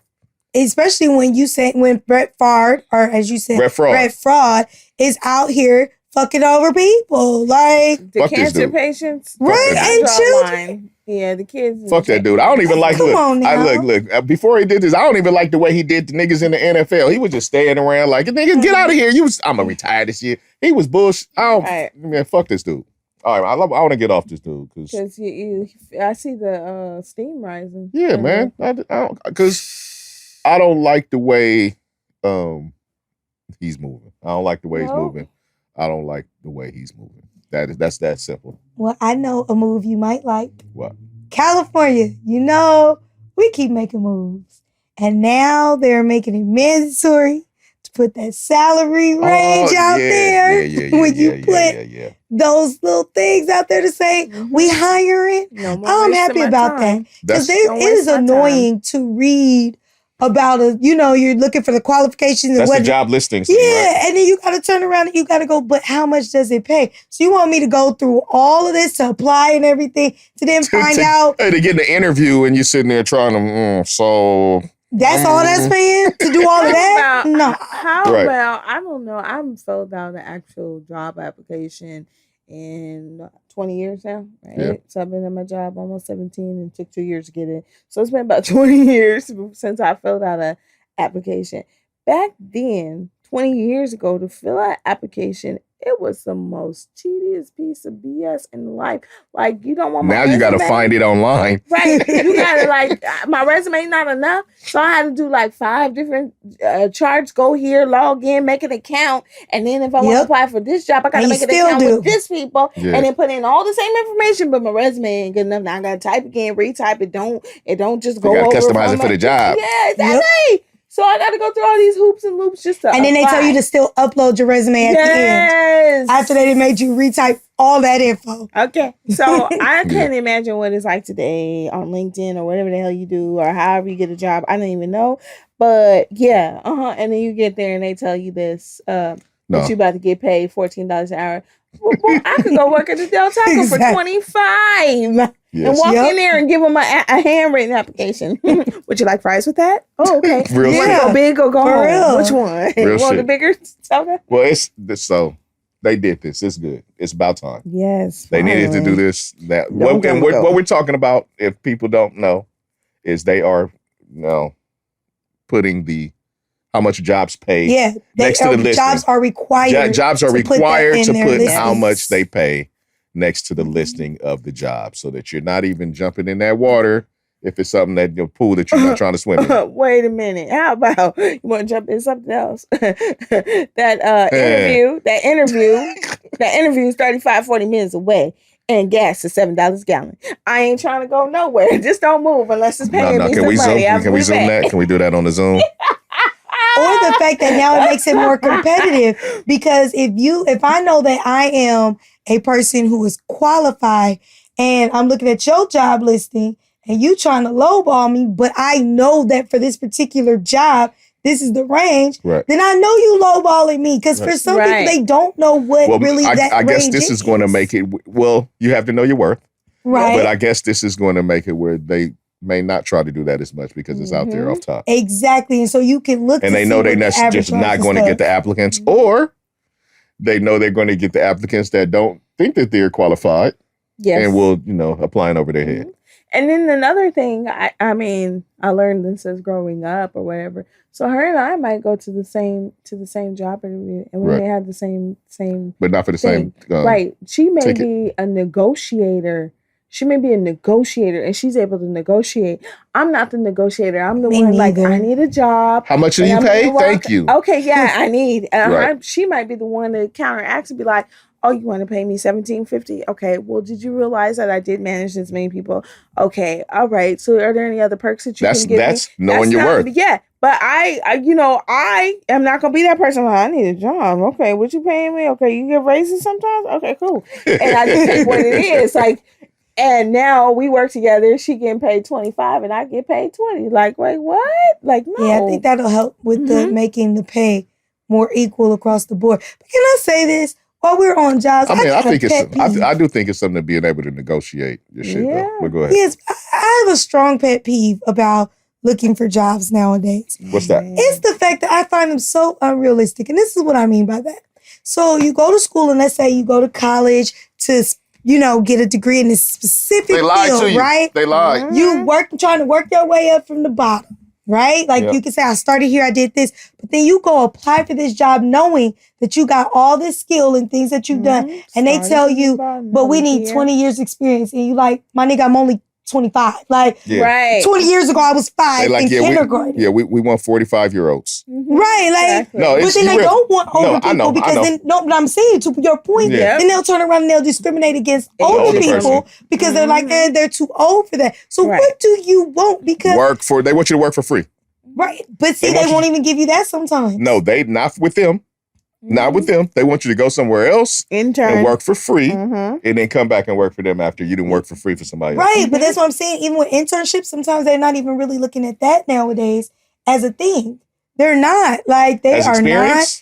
Yes, they are trying to get out of, because even if you say, okay, I go to an internship, think about it. Most people are in college for 4 to 5 years, right? My internship is about 2 or 3, but you want 20 years. No, I get what you're saying. We're just complaining about job practices. Another thing that's going on is they are trying to charge you for your training. Oh yeah, they're going back and want you to reimburse the training. Like, no, nigga, it's supposed to be paid training. That's part of the job. But now what they're doing is they are charging you for the training, which is, I think, is just a lot. Oh, I got y'all beat. Y'all want to hear a secret about teaching on any level? You pay for your certificate. Like, and they're not cheap. You pay for. Oh, well, there's a lot of jobs where you pay for your certifications. But the way they make you pay for them, you just like. So after I done paid all this schooling. So this is mandatory. I have to do this, and and you got to pay it out. So I was just like, when I was like, wait a minute. I thought it was a sub thing at first, right? And then the teachers were like, no, we have to pay. I was like, but I thought you getting that degree and stuff was like license enough. Like, what are we doing? That's why I said they lied. That's why I said they lied to you, because they gave us growing up. They gave you this scam. The route. You go to school, you do this school, then you go to that school, then you go to college, and then you get a good job, and it's all good from there. Wait, do they teach in school now, like, how to make an OnlyFans account? Because, I mean, that seems like the easiest way to go get paid now. I'm just saying. We be banning them phones. No, I said we be banning them phones. You know what? I can tell you, though, I am that cheap employee. That's a graduate. That's an AP class. Oh, okay. I remember working at a job, I will leave nameless. We had a parking structure, right? That's what we were supposed to park in. Cool. So then they started telling us whenever it'd be peak season, we had to park further away at a different lot. Ooh, so you had to get there even earlier. Well, that's a different. Parking is a different thing. But here was the thing, though. Like, parking had been free, right? Because you're an employee, so you swipe your badge, you go in. When they started saying they were charging us in order to, I was like, wait, you want me to pay to come to work? Like, that ain't gonna happen. Like, either somebody gonna have to drop me off, pick me up, or I ain't coming to work that day. I did have a job that had a crazy parking policy once. That is asinine. You literally are charging somebody to come and work for you. Yeah, like, not me. No. So they ended up, when a lot of people said, I'm not paying that, they ended up rolling it back. Because people was like, well, I guess I ain't going to work that day. Or is somebody picking me up? Like, what we doing? Yeah. Y'all going to need another policy. Right. Y'all going to need another policy because this not going to work. Right. Because some of those jobs, 1 or 2 days of pay is going to parking. Exactly. And we're not doing that. Right. And they don't discount it either. They ain't like, you coming to work, we'll give you a discount. I'm paying per 30 minutes like everybody else. Nah, I stay at home today. Yeah. No, y'all going to work something else out. Make it happen. That's real. It's crazy. So jobs. Do better. Treat your employees better.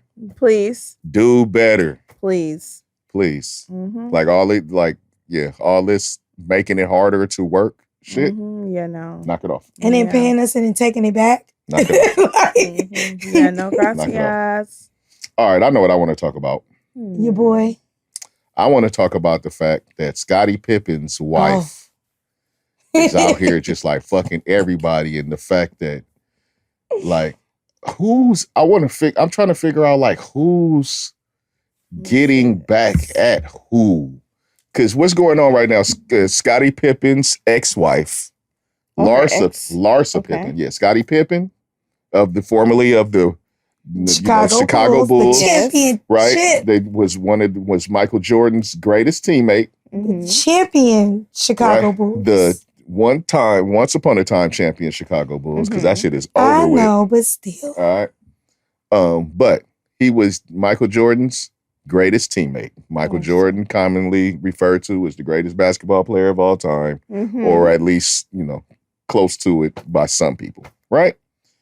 Well, his son, Michael Jordan's son, is dating the ex-wife of Scottie Pippen. I was like, you taking too long to get to that meaty part. I'm just like, I just had to break it down, like the relationship between the people, so that once we get into what's going on, like, what's really going on here? So, I mean, this is Larsa Pippen. So Larsa Pippen, I'm not gonna say I'm like crazy familiar with her, but I think she's on one of the she's been on one of the housewife shows or one of the basketball player shows or one of the reality shows. Mm-hmm. She's also dated Future, right? But Future didn't dated a lot of people. No doubt.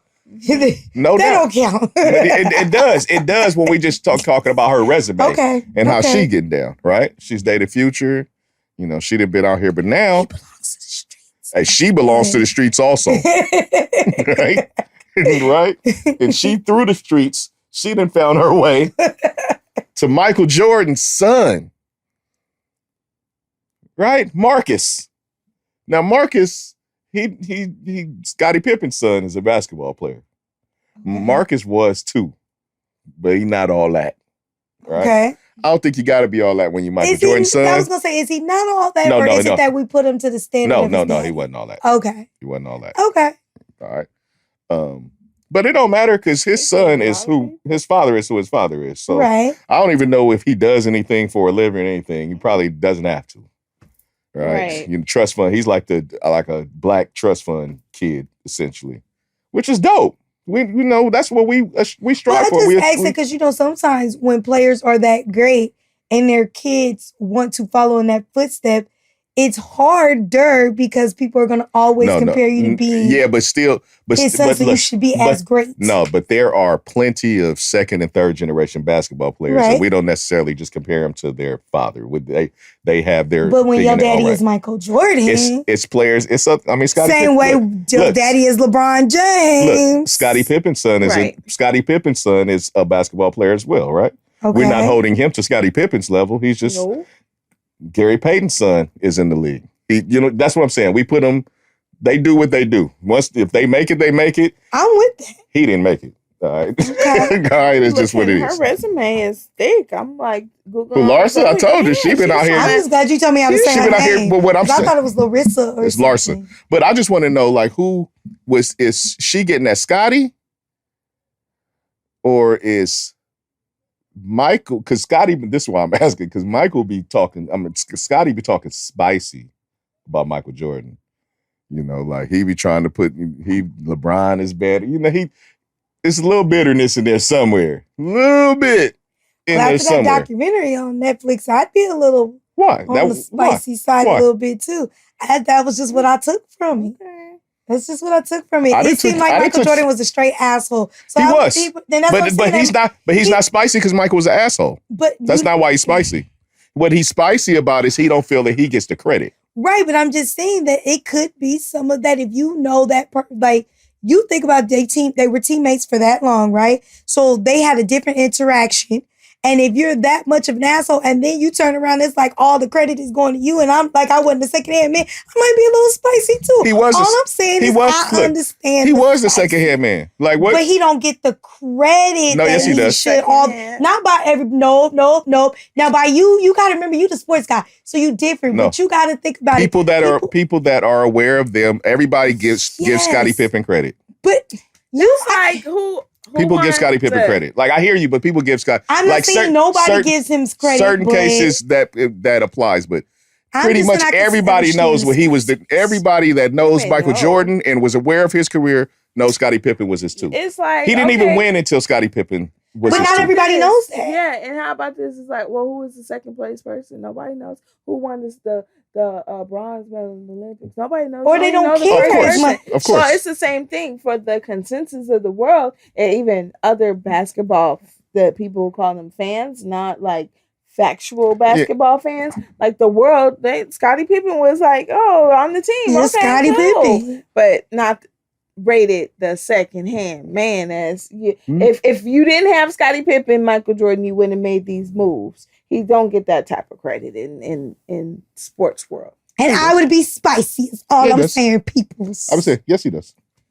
But this is not about Scott. This is we're only talking about we getting off the shit. Right, but you said could it be because he be talking kind of reckless about his dad? No, the reason and I'm saying I could understand him talking reckless about his dad is all I'm saying. What I'm saying is still is it because he be talking reckless about his dad? I don't know, because I didn't heard the like I'm about to go fuck your wife, dog. You say you talking all that shit? I don't know, because I don't know. I'm just saying, like, when Marcus was a little kid, that's when Larsa was around. Like, she knew that dude when he was, like, a kid. Right. She knew How old is he? Young enough for her him to have been a kid. So maybe, though, there's a chance that it ain't got nothing to do with him being spicy about his daddy. Maybe he just always wanted to smash. Yes, like that. I know.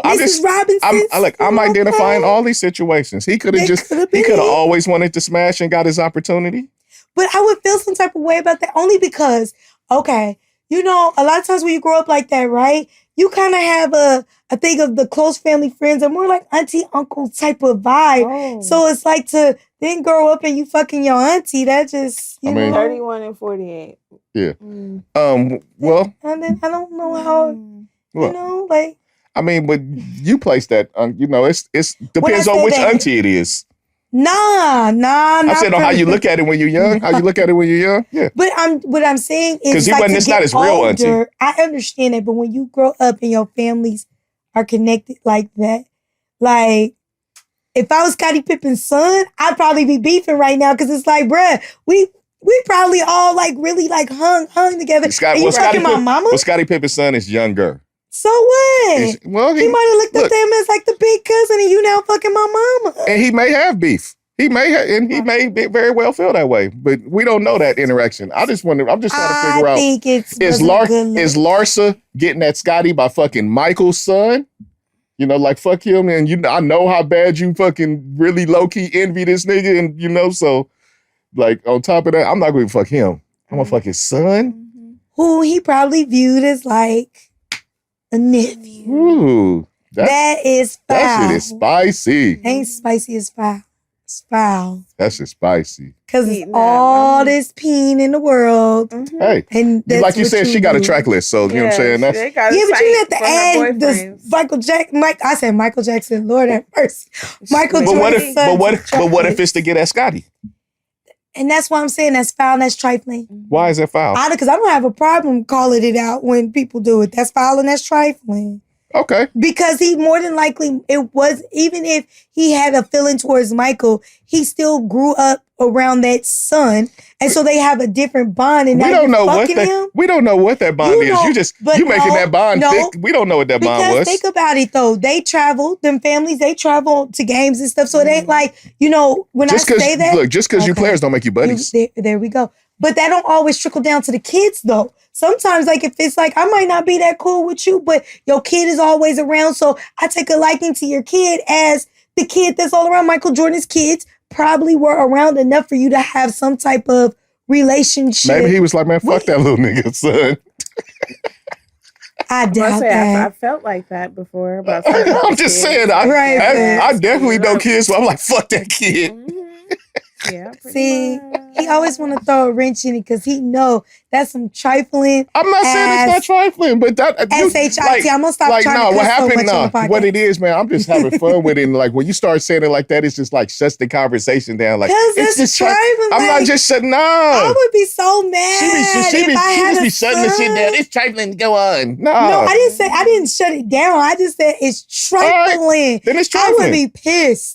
If somebody who's that now, who should be pissed in this situation? Everybody should be pissed. I would be pissed at Scottie. I'd be pissed. Who should be pissed at Scottie? No, I say as Scottie, I would be pissed. Okay. At the both of them. I also would you be shocked? If you were Scottie, would you be pissed at Marcus? I would be pissed at the both of them. The young dude who probably maybe used to look up to that and he finally just got the smash. He's like, that's like yes, because depending on what their relationship was. You don't know what their relationship did not just say depends on. You know the CBE here. I didn't hear that. I didn't hear that. What if there's no relationship? I was still saying the thing about the Nick Cannon. I still think that you should have respect for your daddy's teammate enough not to do that. That's just why we're not the homies no more. Yeah. So what? Like he probably came home every day talking shit. Man, do you know how many people fuck people out here? Yes, I do. But that's why I said there's a lot of peen out there. She could have added somebody else to her track. Maybe she likes. Maybe look like she likes local peen. Maybe she likes peen that she didn't already met before. Yep. Maybe. Maybe she was always like, little nigga, when you grow up, you can. See, now that's fun. Wait. Okay, so on the real, you ain't never looked at no youngin and been like, damn, when he. Hell no. Really? That is so pedophile-ish. No, I did not. Oh, no. Especially working at the schools. None of them high school boys be like... No, I've never looked at none of them like... Any of them ever tried to holler? Even when they did, it'd be like, little boy, go sit your ass down somewhere. Like, that is... He'd be like, I'll see you in 13 years. Exactly. No, because when I worked at the high school, with me looking so young, some of them did not realize that I actually worked at the school. I'm sure.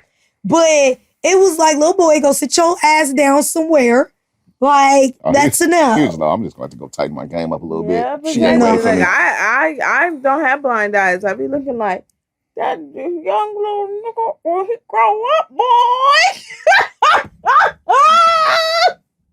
I mean, young man, okay. Never? No. Oh, yeah, no. Never, never seen no dude like, oh, yeah, he played football. No. Yeah. That's what I'm saying. That is so bad. No. No, I don't know.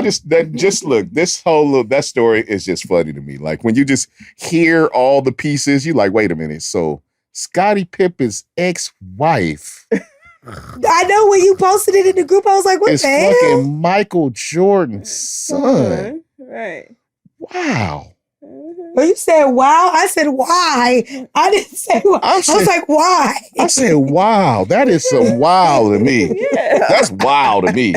You can say why all you want, but that is a wow ass situation for me. Yeah. Right? Crazy. That shit is crazy. Like what are the odds of that? Right. Like that is what that is. Who would have ever thought of that situation? Like if I said 5 years ago, Scottie Pippen, ex-wife, she gonna be fucking Michael Jordan's son. Niggas would be like, this nigga crazy here. You crazy as hell. We would all say that. All right, man. You don't think so? Look, this all I'm gonna say on this. At this point, if Scottie wanted to go heads up with him, he'd have to catch that fade. With Marcus? Yes, like you still boning my baby mama? Scottie can't be sweating. No. Yes. No. Yes, I wouldn't be mad I would look at that nigga at the sucker of the year. Mad at it. He would be the sucker of the decade, I wouldn't be mad at it. He could catch that fade. The millennium. Because like you making the assumption that they didn't have no type of relationship. And I don't think it was necessarily like that. So he would have had to catch that fade. I'm sorry. That is the sucker shit of the you, millennium. Not for me. For real. Because let me have been around somebody and I didn't watch you grow up and shit. Hey, look. And then you boning my ex-husband. Chick would have to catch that fade. It would just be what it was. Even if you was removed from it? I don't care. She would catch that fade. Oh, yeah. Yep. Sorry.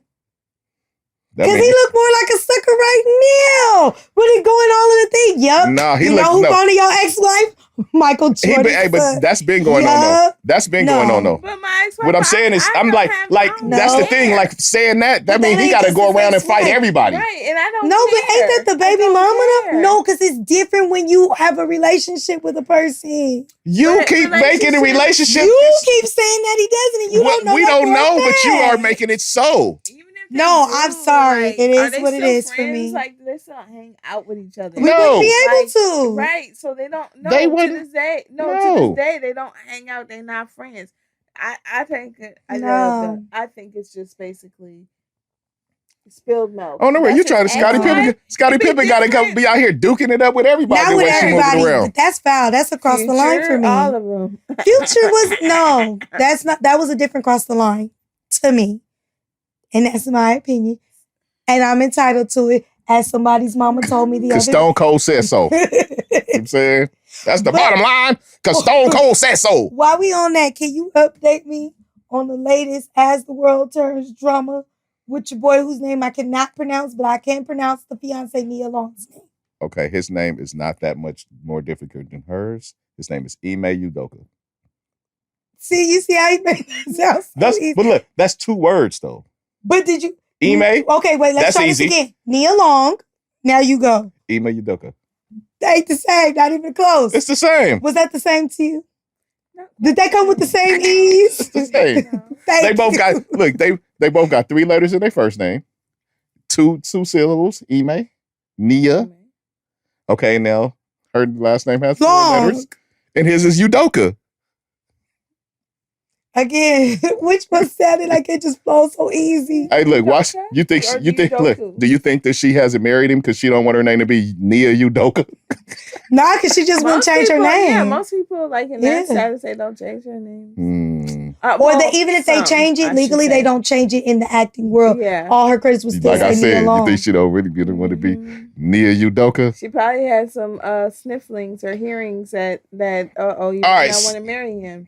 Because they say it was on her. All right, man, we just about to get gossipy right quick for a second. Because none of this shit is confirmed nor denied. Right. All right. This is just all based on internet research and gossip. So, you know what I'm saying? You can walk with us or you can say, fuck that shit. Just what's going on.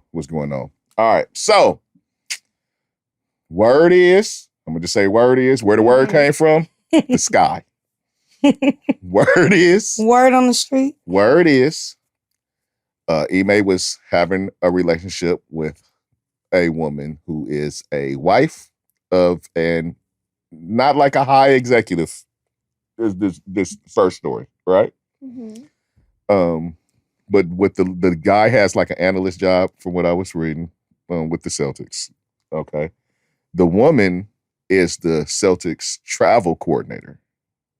Right, she coordinates travel for the team and the team's families.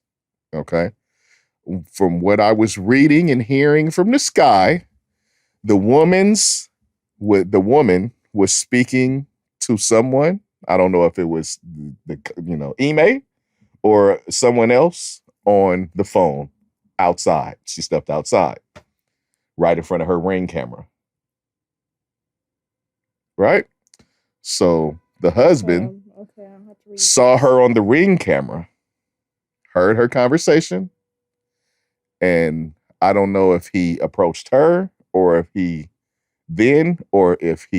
just immediately filed an agency because he's the person that hired the agency that did the investigation.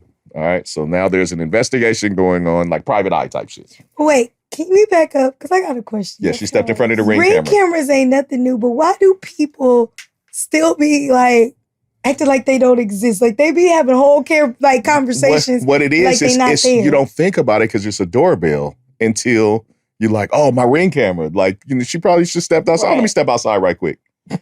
And you're not thinking it's a whole camera because cameras ain't been on doorbells for that long. That's kind of new still. You might just be comfortable standing outside in front of the doorbell. I'm just thinking that's how it might happen. All right. So from there, some word got back to the Celtic brass. I don't know if the husband snitched or the PI snitched. Word got back to the Celtic brass and they told him to stop. Stop it. Don't do this no more. Right? And so I believe the woman said, I got caught. I'm out. He didn't care. So he kept talking. Whatever he was saying, they say his mouth was crazy, and he was also flexing his power as a Celtic coach. You know, hey, bitch, you know who I am? Talk about we done. We ain't done till I said we done. All that type business. All right. There are also words, like I said, the word come out of the sky, so none of this is confirmed or denied, that she was not the only woman. There's word coming that there might have been another woman that might have gotten pregnant, and the pregnancy is no longer a thing. You know what I'm saying? And yeah. Possibly players. Wait, they were sleeping with players? Oh, I was about to say. Not wives or mothers. Okay. But yeah, they said it's been rampant kind of around there. So, I mean, if that's what it is, that's what it is. I don't know. Dude might have not had, he might have an issue. I don't know what to say about it. Can I say this? I don't know what to say about it. Like I said, it's gossipy, but what he got fired for, it looks like. Or not, or fired, or suspended, or mainly in trouble for a year suspension is done. It's a wrap. They're not bringing you back. No, they're not bringing it, but that's mainly, it seems, because of the way he was talking, right? And flexing his power is where the major infraction. Because all the other stuff is nothing that NBA teams don't see, or any sports teams don't see on a regular. Well, I'm just gonna reverse it instead of saying peen, but of all the accolades that could be spread out there. Yeah. You could have done it outside the organization to where it would but that's not as easy. You. That's harder. Yeah. Considering it's much easier with stuff that's right, people that's right there. Right. But I'm saying even with being right there, like there are so many other options you had, like of women. But possibly you didn't have to have. You gotta kind of that's possible. Not when you got a name. Like, I'm sorry, like I just have this thing. I know but he has a girl. He has a girl. It doesn't matter. Look, some women don't care about that. If you a groupie, you gonna go for what you going for. But that's not what I'm referring to. Oh, that's what I was referring to. No, what I'm referring to is his time. Yes. What I'm referring to is his time as a Celtics coach and how much time that they have to spend at the facility and doing the things that they have to do. That was much easier. But I'm just saying that it still could have been easy routes of people and not had to get a year suspension for it. Look, and also, well, the year, like I said, the year suspension is not about the smashing. Because the smashing goes on with it's their thing. That's what you said last week. No, what I'm saying is all jobs have some sort of corporate. Right. But what I'm saying is they told him to cut it out. The problem was the way he was flexing his power. Telling people to do what they want to do. Right. Because I said, this goes on all over the place. People fuck at jobs everywhere. Right. So when you're saying it's vagina all over the place. It is. But people fuck at work all the time. That's not unusual. And the reason why is because of the close proximity that you have to people. You just sometimes that connection forms or whatever. But it didn't be worth my money. When you're doing this, if he's messing with other players' wives. Right, that causes a problem. Yeah, it causes a problem. But if I'm who I am and I go, say, for instance, go pick up Taz, now that, I'm just trying to put it in worldly view. You have nothing to lose if you tell. The players' wives, they're going to kind of be a little bit more like tight-lipped about this affair because they have something to lose. Their husband with all these millions of dollars, their lifestyle or whatever, they're going to keep it tight and do their stuff on the side. With this man, he has something to lose, coaching, et cetera, et cetera. Right. Whereas he just go get one of these groupies or whatever, they'll tell whoever the hell or whatever it is. That's the thing too. That is a lot of time. That's to stay within a realm of, we both have something to lose. Like if I cheat on you, that's a lot of times how people lose my situation. That's why even a lot of times when people talk about like why people like in certain circles and like the entertainment circles, and they're like, why are these people keep fucking the same people? Right. So that's the same thing. That's why, because certain people know how to move, right? Also, certain people have access to certain shit. Everybody can't get everywhere. Right. Right? So it's like somebody, you be saying, okay, well, why can't they? Well, they only go to these places. Mm-hmm. And so they fuck with people at these places. So if you don't know how to get in these places, you don't some places like that. Oh, for sure. You cannot get in. Like, for sure. Will not. You got to even pay to get whatever, in. Like, however you would, like you said, you got to know somebody. Like I said, or how to get in these places. Mm-hmm. Some people have talents to get in places. Right. I had a girlfriend once upon a time that could get us in anything. Right? She would seek shit out. We'd be like going to get something to eat. She'd do. Sensor, come on. She'd go over to a door and she'd be like, come on, where is Forrest Whitaker's birthday party? Had no idea. We was going to go get some sandwiches. Right. You know what I mean? Like some people, can get in shit. And so that's why a lot of those things happen also. It's access and him working and at the job that he works. He don't get a lot of free time. Yep. Away from the facility. So you just go do like everybody else do and fuck somebody at work. Which is what he did, which is not uncommon. Right? And I'm not going to throw nobody under no bus for fucking people at work because people do it all the time. I've definitely done it. Right? For sure. For sure. I never, we said that last week. I've never seen an issue. Have some fun. No, I said I've never seen an issue. Okay. But people, see how he be coming for me? I was actually in agreement. Okay, I thought you were going to say you never did it. I never said I never did it. Hey, that's what I was trying to get out. That's what I was trying to get out. I was trying to see. Hey, because I was the one who said last week, like you had to explain the story to me. Because I'm like, people fuck at work all the time. I said that last week. No doubt. But I was like, okay, but when you got that much, I get it where you're saying it makes more sense with somebody else who got that much to lose. But when you're the coach, I don't know if the players' wives would be what I was betting on. No, you're right. That could, cause all kind of problems. No, you're right. We're just saying this is just normal shit. Maybe the finance guy, well, no, because he's the money man. But, maybe somebody else's wife might have been fair game. But that, I think, was just definitely not when I say there's a lot of... I'm pretty sure there's somebody in the organization he could have got away with. Somebody did. And it wouldn't have been. And he was. And then, but what happened was... I'm saying they could have all what happened away was with. when the person got busted, though, he didn't want to... But I'm saying she would have been smart enough not to talk in front of the ring, is what I'm saying. Oh, well, You could have got somebody who really... What is it that goes like... That was just slipping and people slip. That was just slipping and people slip. She slipped hard. She slipped and fell. Right. You need to look. You got to be like Barb said. Write it down and burn it. Right. And just for the record, his name is only one letter longer than long. That's what I said. But they don't mean the pronunciation. That's what I said. Oh, I didn't hear that. I was saying the pronunciation was different because he tried to say it just came off so smooth. Ime Udoka. It's really easy for you. Say it. Say Udoka. If you looked at it, when I looked at it, I didn't know how the hell to pronounce his name. It's not really that hard. I'm not gonna lie. No, but she don't like Africa. Okay. So that she don't all like of Africa. our people out there know this. I am very particular about names. I don't like to mispronounce them. So if I look at it and I can't figure it out at the top, I'm not gonna even try. So you're just gonna be like you. So I'll be like, I will ask you sometimes. Excuse me, do you mind telling me how to pronounce your name? Because I hate when people mispronounce my name. I'm not going to ask because people mispronounce my name when I came up. Right, and there are times, I won't say my last name, but for my first name, people change the first letter of my name all the fucking time. Like, you an L? It's not. I've gotten an L, a D, an M. A D? Yes. Natasha. Yes. I've never heard that. Yo, and then when I went to Starbucks, you know how they like to type your name on there? They literally spelled my name Nitishia. And I was like, you got all that from Natasha? Like, I had never in my life seen my name, spelled in that manner. Like, not even close. So that's how I do names. If it's not off the top, I'm not. And when I looked at that, I didn't get a Udoka. Did I say that right? Or Ime or Ime. I didn't get that from seeing it. I was like, oh, he got a foreign name.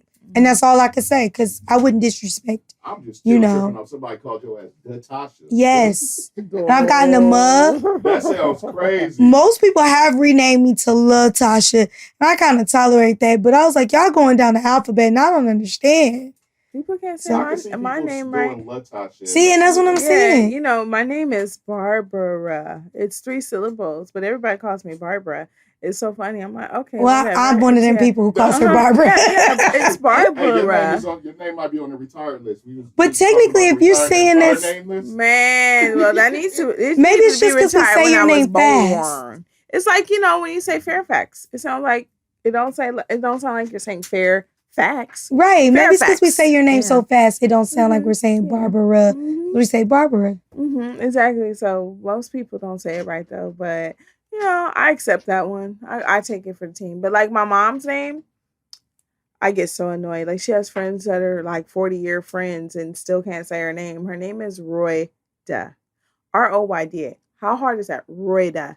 They call her Rhoda, Randa, Rhonda. Like, this woman that known me 30-something years and she still can't say your name. Like, even if I had to say Roy, every time I said it, I'm going to make sure that I say it right. You know, versus just calling you some other name. Like, my mama's name is Marion. And it's an N clearly at the end, and people call her Miriam all the time. Hi, Miss Miriam. And I'd be like, that's not her name. People mispronounced my name a lot when I was little. People actually told me my name was not my name, and like, you're saying your name wrong. It was really weird. My middle name, I found out I was pronouncing wrong. Oh, Lord. You were pronouncing your middle name wrong. Because you didn't know your name? No, I just, my middle name is spelled like everybody else's, but who told you? My mom. Okay. So my middle name, I always pronounce Danielle. My mom said it's Danielle. Oh. And I didn't. Fancy. I just always thought it was Danielle. Is it with an O? No, it still has an A, but it's like, the little thing over it? It's one of those things? It's one of those it was somebody else's name, and that's how they spelled it. I'm saying, but if you put one of them little things over the A? No, it's just spelled D-A-N, and she says, no, it's If I was you, I'd put one of them little things over there. Instead of Danielle, it's Danielle. I'll be putting, them little things. I don't know which one makes the A sound like Instead of it being Ann, it's on. Yeah. I got you. Even with an A. So I didn't have to change it to an O, but I didn't know I was spelling it. Danielle. Yeah. I like that. Danielle. All that time. That's what I'm going to call you from now on. Yeah, Danielle. I will not respond to I'm going to call you Donnie, really. I still won't respond to you. Why? Do you know, because my mother is the only one who calls me by my middle name, and I hate it. I've always hated that. Because I'm just like, that's not my name. My name is my first name. All of them are your name. No, could you imagine? So imagine this, right? I'm a teenage girl. Like, Extendo calls his wife by her last name. But still, so look, this is what happened. Her maiden name. You know, like when you call somebody's house, like, especially when you're a teenager, you give some boy your number, right? And so people always assume you're not necessarily giving them your real name anyway. So they would call the house and they would ask for me by my first name. Like, is Donnie there? No, they go, can I speak to Natasha? And my mama go, okay. Danielle, come get the phone. They're like, I thought your name was Natasha. I'm like, my name is Natasha. So does your mother just call you Danielle? Yes. Still? Mm-hmm. That's what she calls you? So, and then sometimes if she mad, she just calls me Danielle. Whichever way you better answer. Yeah, that's when you know it's going down. Hey, look, that's when you know what the real name is. She like, you heard? Like, crazy. My mom really calls me my first name. It's crazy like when people have a name that's like common and they try to put the twist on it. Oh, Lord. Now she actually got it for some foreign figure skater. I'm not speaking about yours. Oh, I know, but I was just saying she really got it from, because somebody's going to listen and be like, oh, your mama was probably drinking that night and said, let me be fancy. But it was a foreign figure skater who I actually got named after. Yeah. So. I've heard some fancy versions of names. All the time. You be getting kids now when I see their names and, okay, so say your name, the kid's name was Barbara, right? Mm-hmm. And so I say Barbara and they're like, no, it's pronounced something completely different. I'm like, I mean, people be spelling shit crazy too. All right, what else we got? What else we got on the docket? What else been going on this week? It's been a lot of stuff going on this week. See, I don't have my phone, man. I need y'all. Been traveling? Because, traveling bar be somewhere vacation always. Bar. I haven't been, no, not this time. She's in town. Yeah, I've been working. She's in town, Barb, this right now. Hey, now. I will be departing next month somewhere. See? Yeah.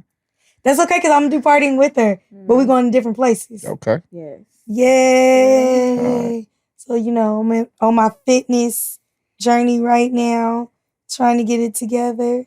Oh, I got one. What? Speaking of, as Barbara just pointed out, with her OnlyFans, Did you hear who had nudes leaked? What's wrong with you people? What's wrong? What's wrong with you people? I saw Rachel Dole. What's her? How you say her name? There we go. We got one right now. Dolezal. All right. Like that. First, she got OnlyFans. How do we know this? Who found that? Right. I don't know because I didn't even know she was a thing. It's some nasty people out there. Who was out there searching for Rachel Dolezal's OnlyFans? Are the pictures nice? I don't know. I don't know. I don't want to see them. I just want to know, does her face match her body? It's not many times I'm like, I don't want to see the naked woman. I just want to know, does her face match her body? Because, it's like for a minute she was kind of tinning to look a little bit. Did she do like a whole body tan? I wonder. Or did she just got like a head tan like to the neck? I wonder. No, if she's doing OnlyFans, she better get the body tan. Oh, you found the pictures? Then I got another one. Oh. Okay, so we kind of should have went towards this. I'm still trying to figure out who the hell is watching this woman on OnlyFans. Somebody leaked it, and I guess it went viral. To leak it, you have to find it. Yeah, I don't know. To find it, you have to watch it. OnlyFans, you have to pay individually for these people, Tess. Like it's not like it's not like a site you just go on like, oh, I'm on OnlyFans. I don't know because that's what I'm telling. That's what I'm telling you. It's not like you go on the sites and you can just look up people. Oh, there they go. Well, you can look them up, but then you have to pay for the person. You paying by person. So maybe somebody found her and then paid because they was like, I wonder what she putting up, so that they could leak some shit like that. And I mean, I'm real. I look like Barb. I'm real immature right now, but that is. I have found some pictures, some fire pics. She like this some fire. No, I found some pictures or whatever the case may be. Now let me just. I don't want to know. Put it this way. No, I'm gonna tell y'all. So, okay, here goes more. So this picture here, if this is the true one, I'll do some more looking. Does the body and face match? This about to be like period last week. Well, what do you? I don't know what you feel like what the face match is. I feel this way. If we were in the 1980s and 90s, prior to what beauty standards were, she has a very natural body that looks appropriate for her age, as far as a person who takes some care with their body. Like okay. She just so it's not bad. It's not bad. No, she's not like a gluttonous or whatever. And you can see her little cellulite on there, and it looks like a nice natural body. That's what I'm saying. But now, if you're comparing it to what somebody else has had all this work done, and that's not what we're talking about. That's not what we're doing. We're not doing none of that. Like a light skin look. Does her body match? She got full body tan. Okay. Yeah, you go. You know what I mean? Some people don't look. I done see a chick when they do their makeup, they don't be making sure they facing their neck. I'm saying, but if you don't, if you doing that though, you better spray tan or something. I'm just you right. That's all. You're right. That's what I'm saying. They definitely cut it off like right here. You'd be like, is that half a neck worth of makeup? Like, I don't think that if I were a man, that I'd be like, oh my gosh, she looks disgusting. Like, I'd probably hit it. Like, maybe I think you need to see the pictures so you can see if you would. Like, you're like, all right, let me see. I feel like I'm being tricked right now. Man, I gotta wait because I had a good segue. Just scroll. Oh wait, hold on. Did I mess this up? Damn, she reckless first. Okay. I want to make sure the just scroll through some of those and see. I mean, it's not a bad look. I mean, I'm not trying to smash or nothing, but if she was hearing that, like you, I don't like that one. No, but I get what you're saying. Like, she's doing all that, right? Okay, right. Oh, I don't even want to. No, I'm cool. I don't like it. Is it a bad? No, it's not a. I mean, for her age, it's age appropriate. It's age appropriate. It's age How appropriate. old is she again? I don't know, but I'm comparing it to her face. Right. No, when I say age appropriate, I'm just comparing it to her face. There's no age thing on OnlyFans. No. Hey, look, people don't never stop liking sex. Right. They said they didn't, but no, people don't never stop liking sex. Like if I send nudes now, I don't see myself sending nudes in my 80s. Is all I'm saying. Hey, if you have an 80-year-old dude that's interested in your nudes and you 80, you sending him shits. He gonna have to come. He gonna have to come just see them wrinkles, okay? Look, I'm not seeing them through the phone. You gonna be hella flattered at 80 if a nigga is hitting you up for nudes. He could just come and see them. And she's 44. she is going to be I am not happy. 44. Oh, I thought you just said I was 44. Really? I was like, I am not. She looks much older than that. Yeah, she looks older than that. She does. That you just completely threw me off right now. Now I'm sick again. I'm sick again. That looks more late 50-ish type body. I'm sick again. 60, early 60s type body. Like, yeah. Hey, look, Helen Mirren looked better than her. Well, can I say something? It was kind of a segue. Because it was another one. I just had to see your reaction. I don't know if y'all seen Helen Mirren. I haven't. But, I'm not surprised with that. Because remember how when we did the thing about the Queen dying? Hey, look, I ain't seen her in a few years. But a few years ago, Helen Mirren was on, she still took some fire pictures. Things might have changed. Her not looking. I don't want to get like her age just reminded me of when, they did the thing when the Queen died.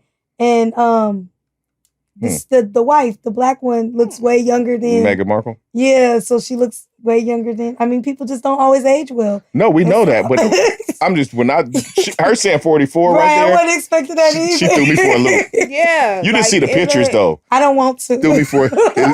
Yeah, okay. So look, I'm looking at this. The way I don't want to see the Dahmer movie. I don't want to see this. Yeah, Helen Mirren. Right? Yeah, and oh wow. Okay. Right. Wow. Nice. Helen Mirren serving. I mean, we know she's not a young woman. I'm like, okay. I was like, hey, okay. And she's 77. Okay, well, all right, girl. Did you hear that? 77 is serving the 44. Yes. That ain't that new because if we look at like how some of them that are she's not melanated. Okay, well, now I feel about my melanin queens. Just saying. Oh man. Like we know about the Blackstone crack. Because like Regina Hall and them. They serving even in their age. So, Look, it's crazy. When I was young, this is some funny shit. When I was young, I used to wonder, like, when you get older, does it, is it relative, like, attractiveness? Like, am I going to be looking at older people like, damn, she look old? Right? Like how you do when you're young. You know what I mean? Like, right. I used to wonder that when I was young. And so now do you? No, it's relative. Okay. It's relative. But that was a question I had when I was younger. Like, as I'm getting older and I'm starting, like, women starting to age, am I going to be like, shit, this is fucked up? Right? Like, oh, now I got to get with an old lady. Right? Like, and everything is old when you're a kid. So a 30-year-old woman is an old lady when you're a child, right? But when you're a child and you look at when I was a child and I looked at a 30-year-old, she was an old-ass lady. I thought 20-year-olds. She wasn't an old lady like a senior citizen, but yeah, it's a big difference. And then you get up there and you're like, oh, that's not that. Yes, that's what happens. Like, as you get there, you're like, oh, okay, oh. Like, because I had cousins like that. They were like late 20s, early 30s that I thought, oh my gosh, like, And then I'm like, wait, now I'm the older cousin? Like, now they looking at me like that? Okay. Like, and I'm young. That is definitely a question I had younger that was answered for me. Because, yeah, it's definitely relative. Well, I got a question for you guys. All right, we almost out of here, too. Y'all thought that was a thing when Michael Jordan's son, and you said Larsa. See, I told you I'd be doing people's names. What did you think about Kenan Thompson's ex-wife and his co-star? Yes, I was so. From his show, like that don't mean nothing to me. That's a coworker. Co-worker, see? Plays on the show, man. That shit don't mean nothing. They don't have to be. Co-workers are not necessarily friends. That shit don't mean that the coworker well, you asking me, that shit doesn't mean nothing to me. So you mean to tell me there's no, I'm asking you a legit question, right? So like we be all on this couch, right? So like let's say that we got the whole crew, right? You know how many people work on Saturday Night Live? But he was on his show, Kenan, though. Okay. Like he specifically had him on his show. Yes, I know. So what I'm saying to you, my question is, being that we all do this podcast together, right? We get Saturday after Saturday. Say we weren't all close friends like that. You wouldn't just ever say there's just certain lines you don't cross when these are people that you interact on that level. Not on that level, no. No.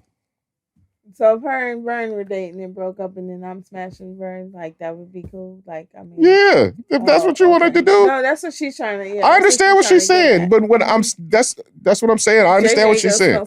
Right? He said everybody's fair game. I've never had. No, I'm saying like I said, like you said, not close friends. The dynamics change. But why do you always assume that these people just be working together and don't be friends? I'm just not automatically assuming they're friends because they work together. You automatically assume they not friends because I've had jobs and a lot of times you work with people that aren't your friends. Correct. I don't make friends with a lot of these people. You don't have to be friends with them to have a certain amount of respect that you ain't smashing. A certain a certain amount. It's not smashing. If they're not together. It's not disrespect. They're fair game to you. It's not disrespect, especially if we're not. If they were not, that's not disrespect. They're two. Now you're just two single people. How you single people meet in all different kind of ways. But again, I'm still going to ask you, why do you always assume that these people aren't friends? I said, I just compared it to a job I was at where I don't make friends. The reason why I say that, because if you look at most TV shows, right, and they say because of the long hours and way they work, they become more like family because this is why I see day in and day out. Your assumption is, we just work together. A lot of times you just work together, and that's the angle that I'm speaking on. And when they move on to the next show, they don't even call each other. That family shit. Unless you got like a 20-year running show, 15-year running show, or whatever the case may be, or whatnot. I can't see it. There's just certain boundaries that I have. But just because I know that you somebody that you were with before me. Because that's essentially what you're saying. What I'm saying. See, there you go. Twist what I'm saying. No, I'm saying what you're essentially saying is because, like I said, if they're not, I am putting the boundaries saying that they're not friends. I did say if they were friends, the dynamic is different. Mm-hmm. Okay? Friends, the dynamic is different. But if you're not friends. So I'm going back to her example, but I'm going to switch it. If you two were married, we're all on the show together, y'all divorced, she ain't my close homegirl. I see her when I see her, like, what up? I'm not gonna turn around and start smashing you. But that's you. That's you. But I don't think it's disrespectful. How is it not? It's not because we're not friends. Yeah, if you're not friends, that's just somebody that you know. It's different. It's gonna be plenty of people that you know, and people end up in relationship with people all the time. I just think there's just so much pain in the world that you would just. Xing you off my list wouldn't be an issue for me. But Xing them off, why? Because of the simple fact, even if we have a working relationship, that to me is just tacky. Why? Because not because. Why? Because I think that's tacky for me. I would low-key be thinking, so this whole time were you eyeing this person and they were married to me? See what I'm saying? And so for me, that's why I would say that's tacky. But you're not together. So it doesn't matter. So the whole time, if they was eyeing them and the whole time, if y'all wasn't together, what does it matter? Because my thing is, we don't have to be close friends, but if we're working together, that's still a working relationship, and therefore there should be a certain respect. And me. And the respect, I'm sorry, I'm different. And the respect is, while you are with them, but I will not do anything. As soon as it's over, fair game, I'm going to smash your baby mama. No. Or your baby daddy. No. Hey. That's just not my ethics. I'm sorry. Okay. Goodness. Okay. Fair game. I hope you. These are just single people. Like I said, if you're not breaking no friend ties. These are just single and they're people. not even divorced. This is his estranged wife. So they're still married. Okay. Strange. That means we're not trying to be together. Okay. It's still, and I don't know if his show is over, so we're going to still be on the show. You're going to be playing my brother, but you smashing. It hasn't said his show was canceled because it's not Saturday Night Live. It's this Keenan show. It's Keenan's sitcom. That he plays his brother. It's a sitcom. Nah, hell nah. Happens all the time. He might get fired, maybe not. Nope. Look, I'm going to be honest. I'd be Petty Betty. Your ass would be fired with no problem. Maybe Keenan don't give a fuck about her. She just said, I said me. I am not Keenan. I am me. I know. I am agreeing with you. And I'm stating, your job. And I'm stating, what if Keenan don't give a fuck about her? You about to lose your job. You about to lose your job. Get some. Yeah, but I mean, again, okay, so now I have to weigh the options. Okay, so I'm Keenan and I gotta weigh. Are my ratings based on this dynamic of this dude playing my brother? And if I replace him like Aunt Viv and just switch it up, now, hey bro, I got a new brother on the show. Is that going to hurt me in the long run? Or my estranged wife, who I ain't even fucking with anyway. I don't like her. We don't live together. We're done. And we just ain't made this paper happen. I would be thinking about it. Yo, bad, bro. Because I'm over her. I'm off her. And then my paperwork may not have gone through yet because it might just be, if she's strange, it might be cheaper for me to keep this paperwork of us connected. Like, bro, I done moved on. If I didn't moved on, I don't give a fuck what the hell you're doing. Exactly. In some situations, yes. Unless you hurt. Like I said, if it's a friend dynamic, it changes. But if it's not, if we tight. I've had too many coworkers and shit, people that you see every day and you've never seen again, never talk to again. What am I holding up and doing all this for? But you just said the key word. You said never talk to again. What I'm saying is they're on a show together. They play each other's brothers. And you just like, okay, so with the strange wife who is still his wife, she fair game because, I mean, y'all are strange. Like, no, like, do we not have those type of standards? If they're not friends, it's fair game. I'm sorry. And I do have standards, but that is not one. I have plenty of standards, but that is not one. And fucking your co-worker's estranged wife is not a standard because they're still married. Okay. People or not paper, they're still people married. Fuck married people all the time. They don't make it right. You be saying shit like that, just make it right. No, I didn't say nothing about right. We just saying about what it is. I didn't say right or wrong. This is not a right or wrong discussion. It's just a what it is discussion. And like I said, I'd be spicy, since that's the word. I'd be spicy. All right. Well, you're gonna be sitting there with a mad when I'm fucking. Or like she said, while I still got my show and you off to looking for the next job. Oh well, I'm still got Saturday Night Live. Right. Football. Like you said, he was going to end up on another show eventually. Sitcoms only last so long. Right. No. It's just frustrating, like, to know, like, I get her frustration out of it. Like, hey, homie, like, really? Like I said, how long have you been, like, basically, it insinuates, in this insinuation. How long you been looking at my situation? Yes, that you maybe even been poking. Like, hey, girl, yeah, you know. Flirting, possible. And that was disrespectful because you know that's disrespectful. Right, but it probably didn't just turn on. It had already been turned on.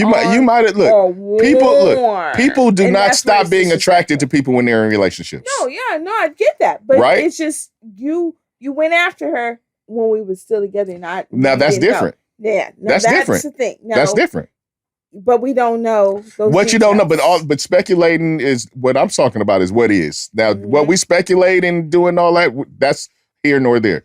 I'm talking about what is and what isn't. And if you're flirting and doing all that in advance, I think that's off limits. I think, I think that's extra, even though that kind of shit happens too. Right. But I think that's doing too much if you sitting there flirting with your coworkers, whatever. I think that there's a level of disrespect there.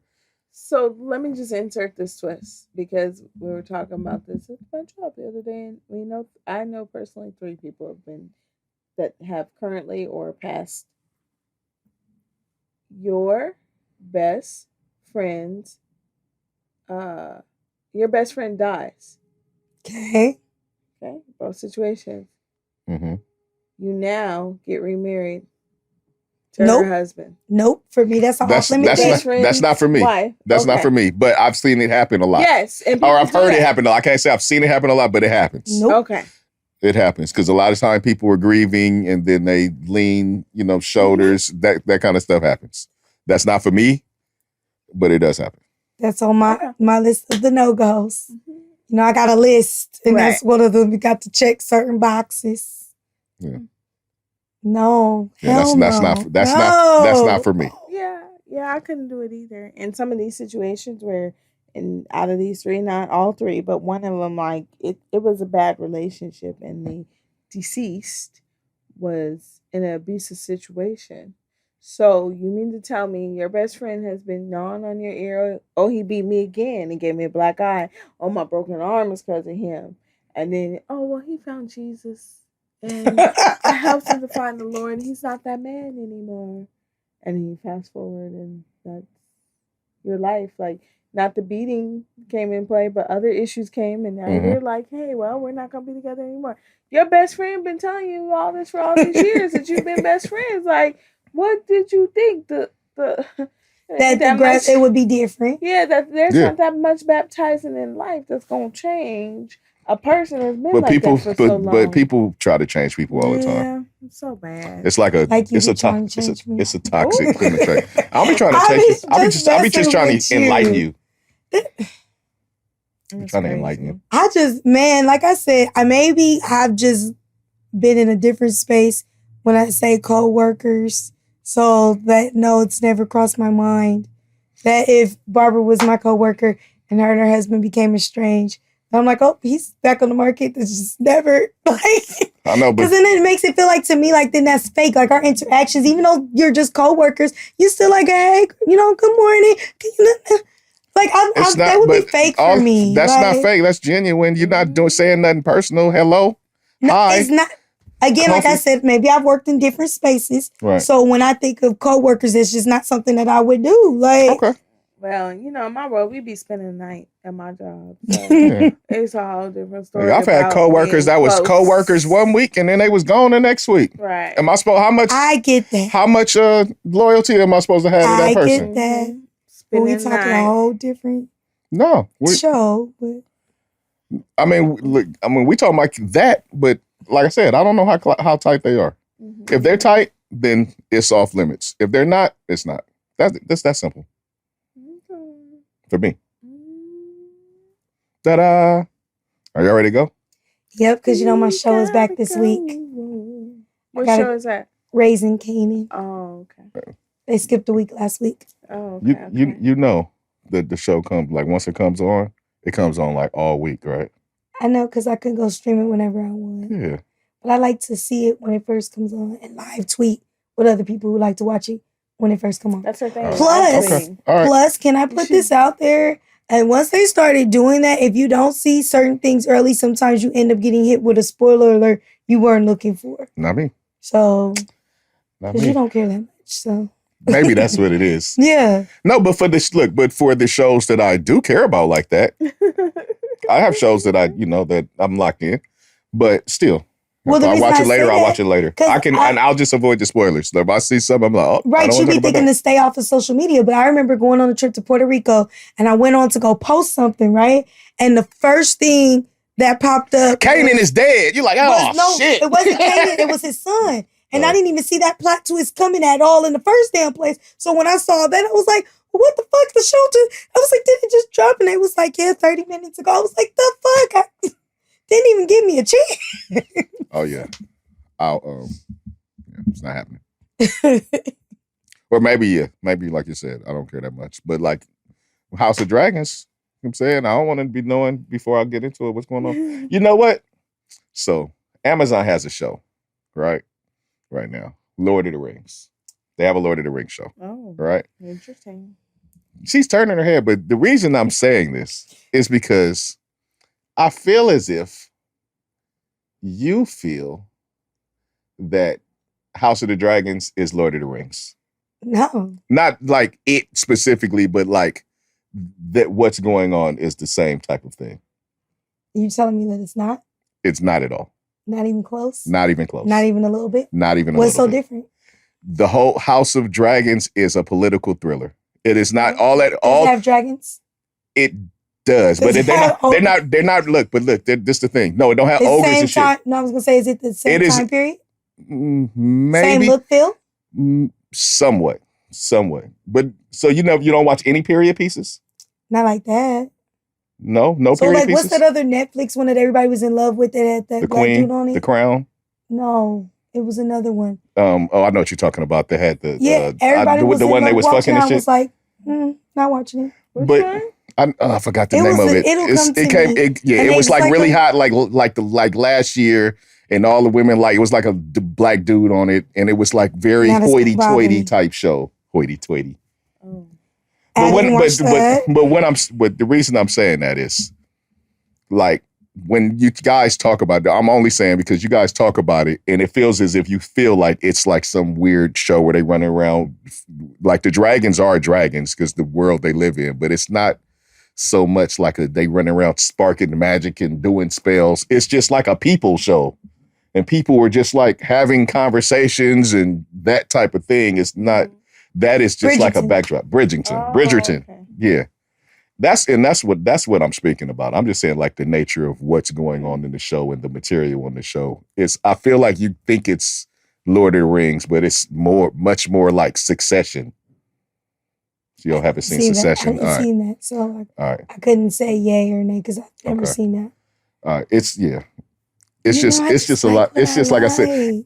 I understand that, but you don't know if you don't like that. I have seen period pieces from those type of things. But this is different. Listen. I promise everybody you. always says the shows are different. Listen. I promise you. I hear what you're saying, but this is so much not that. Like, it just looks like that. But what's going on is just like pure conversations, humans. Why don't you just watch 15 minutes? She doesn't know. She's like saying, like... Because people always get me like that, and then I sit through stuff, and I'm like, first of all, you should know me well by now to know what I'm probably going to watch and what I'm not going to watch.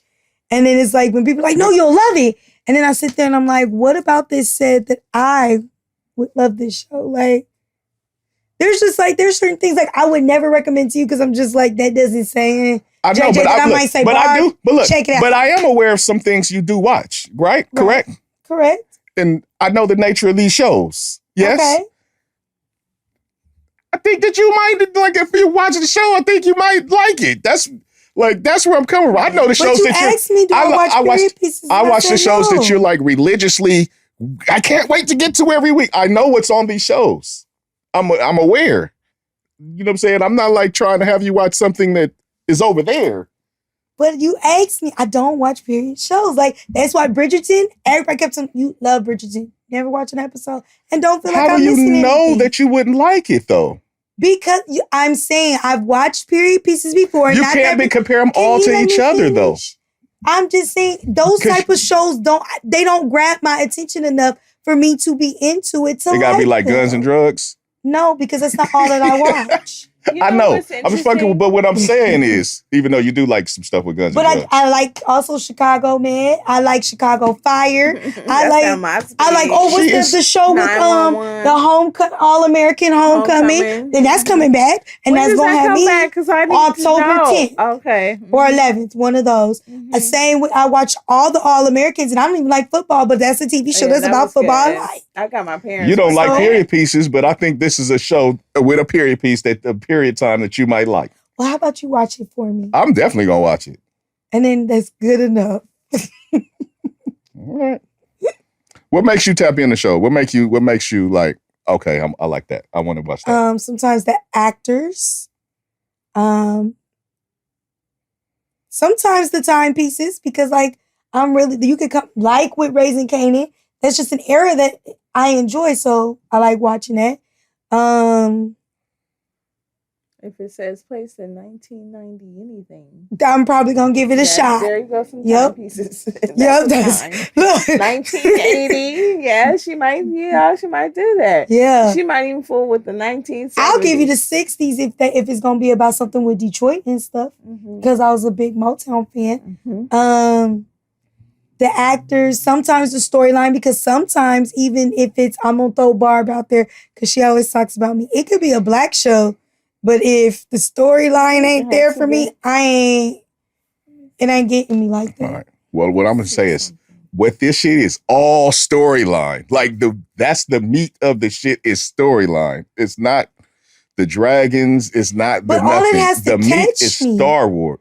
I know, but you haven't even tapped in enough to catch you. Because when you asked me about the timepieces and I said that does not draw me in. For instance, if I was watching Raising Kanan, and even though they're saying this takes place in the 90s, but it didn't give me 90s, I would not be able to watch it. Those timepieces, when I'm sitting there watching it, it just looks like. And don't draw me in. Like, there's nothing about those timepieces that draw me in. This is honestly, and this is, I'm done with this, but this is honestly different than all of the, because I'm not a big timepiece person. But you watch a lot of stuff that I would never watch. But what I'm saying is that, like you said, you Lord of the Rings and all that. I'm not a big Lord. What I'm saying is I didn't watch it. What was the one that you said that you told me that you were saying the whole show didn't happen and you've never seen none of it? And then when they did like the little reboot thing, it shut down. Huh? The show that everybody was like this big thing and they'd be like, winter is coming. Game of Thrones. Yes. You swear by that. A lot of people swear by that. Right. But even just watching the commercial makes me go, But the commercial honestly still is selling the spectacle. It doesn't do a good job selling the show.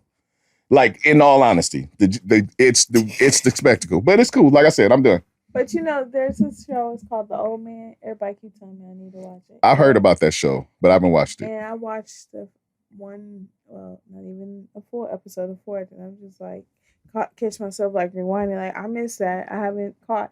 Some things start out very slow, and it's hard to do a catch on. That's true. So yeah, I could see maybe this show that you're discussing probably starts out. It's not. It doesn't even start off slow. She hasn't watched it to know that it doesn't even start off slow. So can we agree to? I'll just watch 15 minutes of it next time. Yes, just to see. I will. I'll watch a little bit of it. I definitely will watch 15. Hey, look, I'll watch 60. Oh, right. I just think it's sometimes things are shocking and surprising. Like, oh, I really like that. Like All American. I feel you. I know, man. Yeah, like the All American, I was already agitated. I was like, when I saw like a preview, I was like, who are these fake Dorsey high school players trying to be It's Dorsey? actually people that went to, yeah. So, because I saw the colors, and I was like, is that Dorsey? And I was like, wait, that's Jefferson green. Like, wait a minute, that ain't Dorsey green. That's Jefferson, because high school football. Right. And then I was like, oh, they took the Jefferson High School and turned it into the school. South Crenshaw, this going to be some bull. And then I watched it, and I have never turned back. And I turned my parents onto it. They would have never. That's like, it's still a teen show, like young adult teen. My parents are like, the first night, they stayed up till 4:30 in the morning watching episode after episode. I'm like, Mom, Dad, you got to go to bed. They got up at 8:30 and was back. Like, oh, I got to go see what he doing. Like, what? Look, she don't even know. Game of Thrones, how many years the shit been over? It's been over for like 4 years, right? Man, I just watched it this year. Yeah, I was not watching it. I didn't say you were. I'm just saying you give shows a chance that I would never give. But why do you not give it why are you so keen to not give stuff a chance that you might like? That's what I'm asking. That's what I'm asking. I'd be okay with missing out on some stuff. But I'm saying, stuff that you may enjoy. Why are you so apt to just automatically disinclude something you might enjoy? Because without knowing. Like I told you, it has to draw me to want to see it in the first place. And since you asked like what you look for, I think the advertisement of the shows play a big part. So if I'm looking at something and I'm seeing dragons and slayers and shit, and that isn't something I enjoy. There's not no slayers. I'm saying in commercials when I see that about shows, I'm not talking about that show particular. Mm-hmm. I'm thinking I'm really thinking of Lord of the Rings when I say that. But I'm saying, that's how I started this. When I'm seeing them in the little bug and I'm looking at it, I'm just like, okay. That's how I started this. Because the reason I'm saying this is because. All right. That's how I started the conversation, right? Because I know you think it's something, but it's something else. But it's cool. It's cool. What if Snowfall had dragons? I wouldn't watch it. And that's if they showed on the preview a dragon flying over it. I would not watch it. And then in the real show, after you find out, the dragon was like a drone dragon, and it was y'all would have had to tell me that, and then I'd be like, okay, trying to catch him or something. You would have had to tell me that because I would have been like, I'm not watching. That's the thing. It's the dragons are so much not a focus. They just like some shits that be in the cave somewhere. House of Dragons. House of the Dragons. It's called House of Dragons. It's House of the Dragons, and that's because of the family. Look, let me tell you how I know I'm not just so closed off on stuff, because this one over here knows how anti-BET I am, because I just be like BET. And one day I liked the show Tales. That was just a show that I liked. So. Okay. Whatever. All right. I just like the show because I like to see how they decide to interpret the song on the show. That's it. Mm-hmm. But I like music. But I end up one day when I was watching it live, right? This show called House of Issues came on. I was like, I'm not watching that shit. But I was like, it's Tammy Roman. So I was like, well, maybe I'll just, catch the first few seconds because I was waiting to do something else. And I actually ended up liking that show, even though I'm not a BET fan. So it's not that I just don't watch anything that I'm just so anti about, but there are just certain things that it just don't draw my attention. That wouldn't have drew your attention, but you liked it, right? Once you watched it. Yeah? No, their advertisement probably wouldn't have drew my attention. That's my point, is they wouldn't have got you, but when you watched it, you actually liked it. Okay. All right. Ready to go? So I can watch my show. Yes. We got to go. We gotta go. So she can go watch the 15 minutes of House of Dragons. No, it's tomorrow. It's tomorrow. We're gonna watch it in a couple of weeks. We're all together. I'm telling you. Like, I'm listening. You've said a lot of shows you like. I'm aware of like a lot of these shows and what goes on. I think you would like the show. But, okay. Y'all heard me say you just intimidated by what episode are we on? You just thrown off by the dragon word. What episode are we on? 83. So when they run it back and she says, remember you said, I'm gonna say nope on 83. I definitely said I was not watching it. She is so opposed though. Right, and then it's gonna mess with her head, so she's just like, why? I just don't understand. No, I'm not. I don't understand like why she's so opposed and without knowing. Like you're so opposed. I'm opposed to a lot of stuff. But why so opposed? South Park, never watched it. Oh, that's funny. It's so much stuff that you might enjoy, and that smart. South Park is like one of the smartest shows on TV. There's a lot of stuff that I do watch and I enjoy, and it's cool. All right. Yeah, South Park's agenda is very interesting. Yeah, it's one of the smartest shows on television for years. Mm-hmm. People don't give enough credit. Yeah, that show Jackass. Well, they're being jackasses, right? But some people think that show is hilarious. Okay, well, I'm not trying to tell you to watch some buffoonery.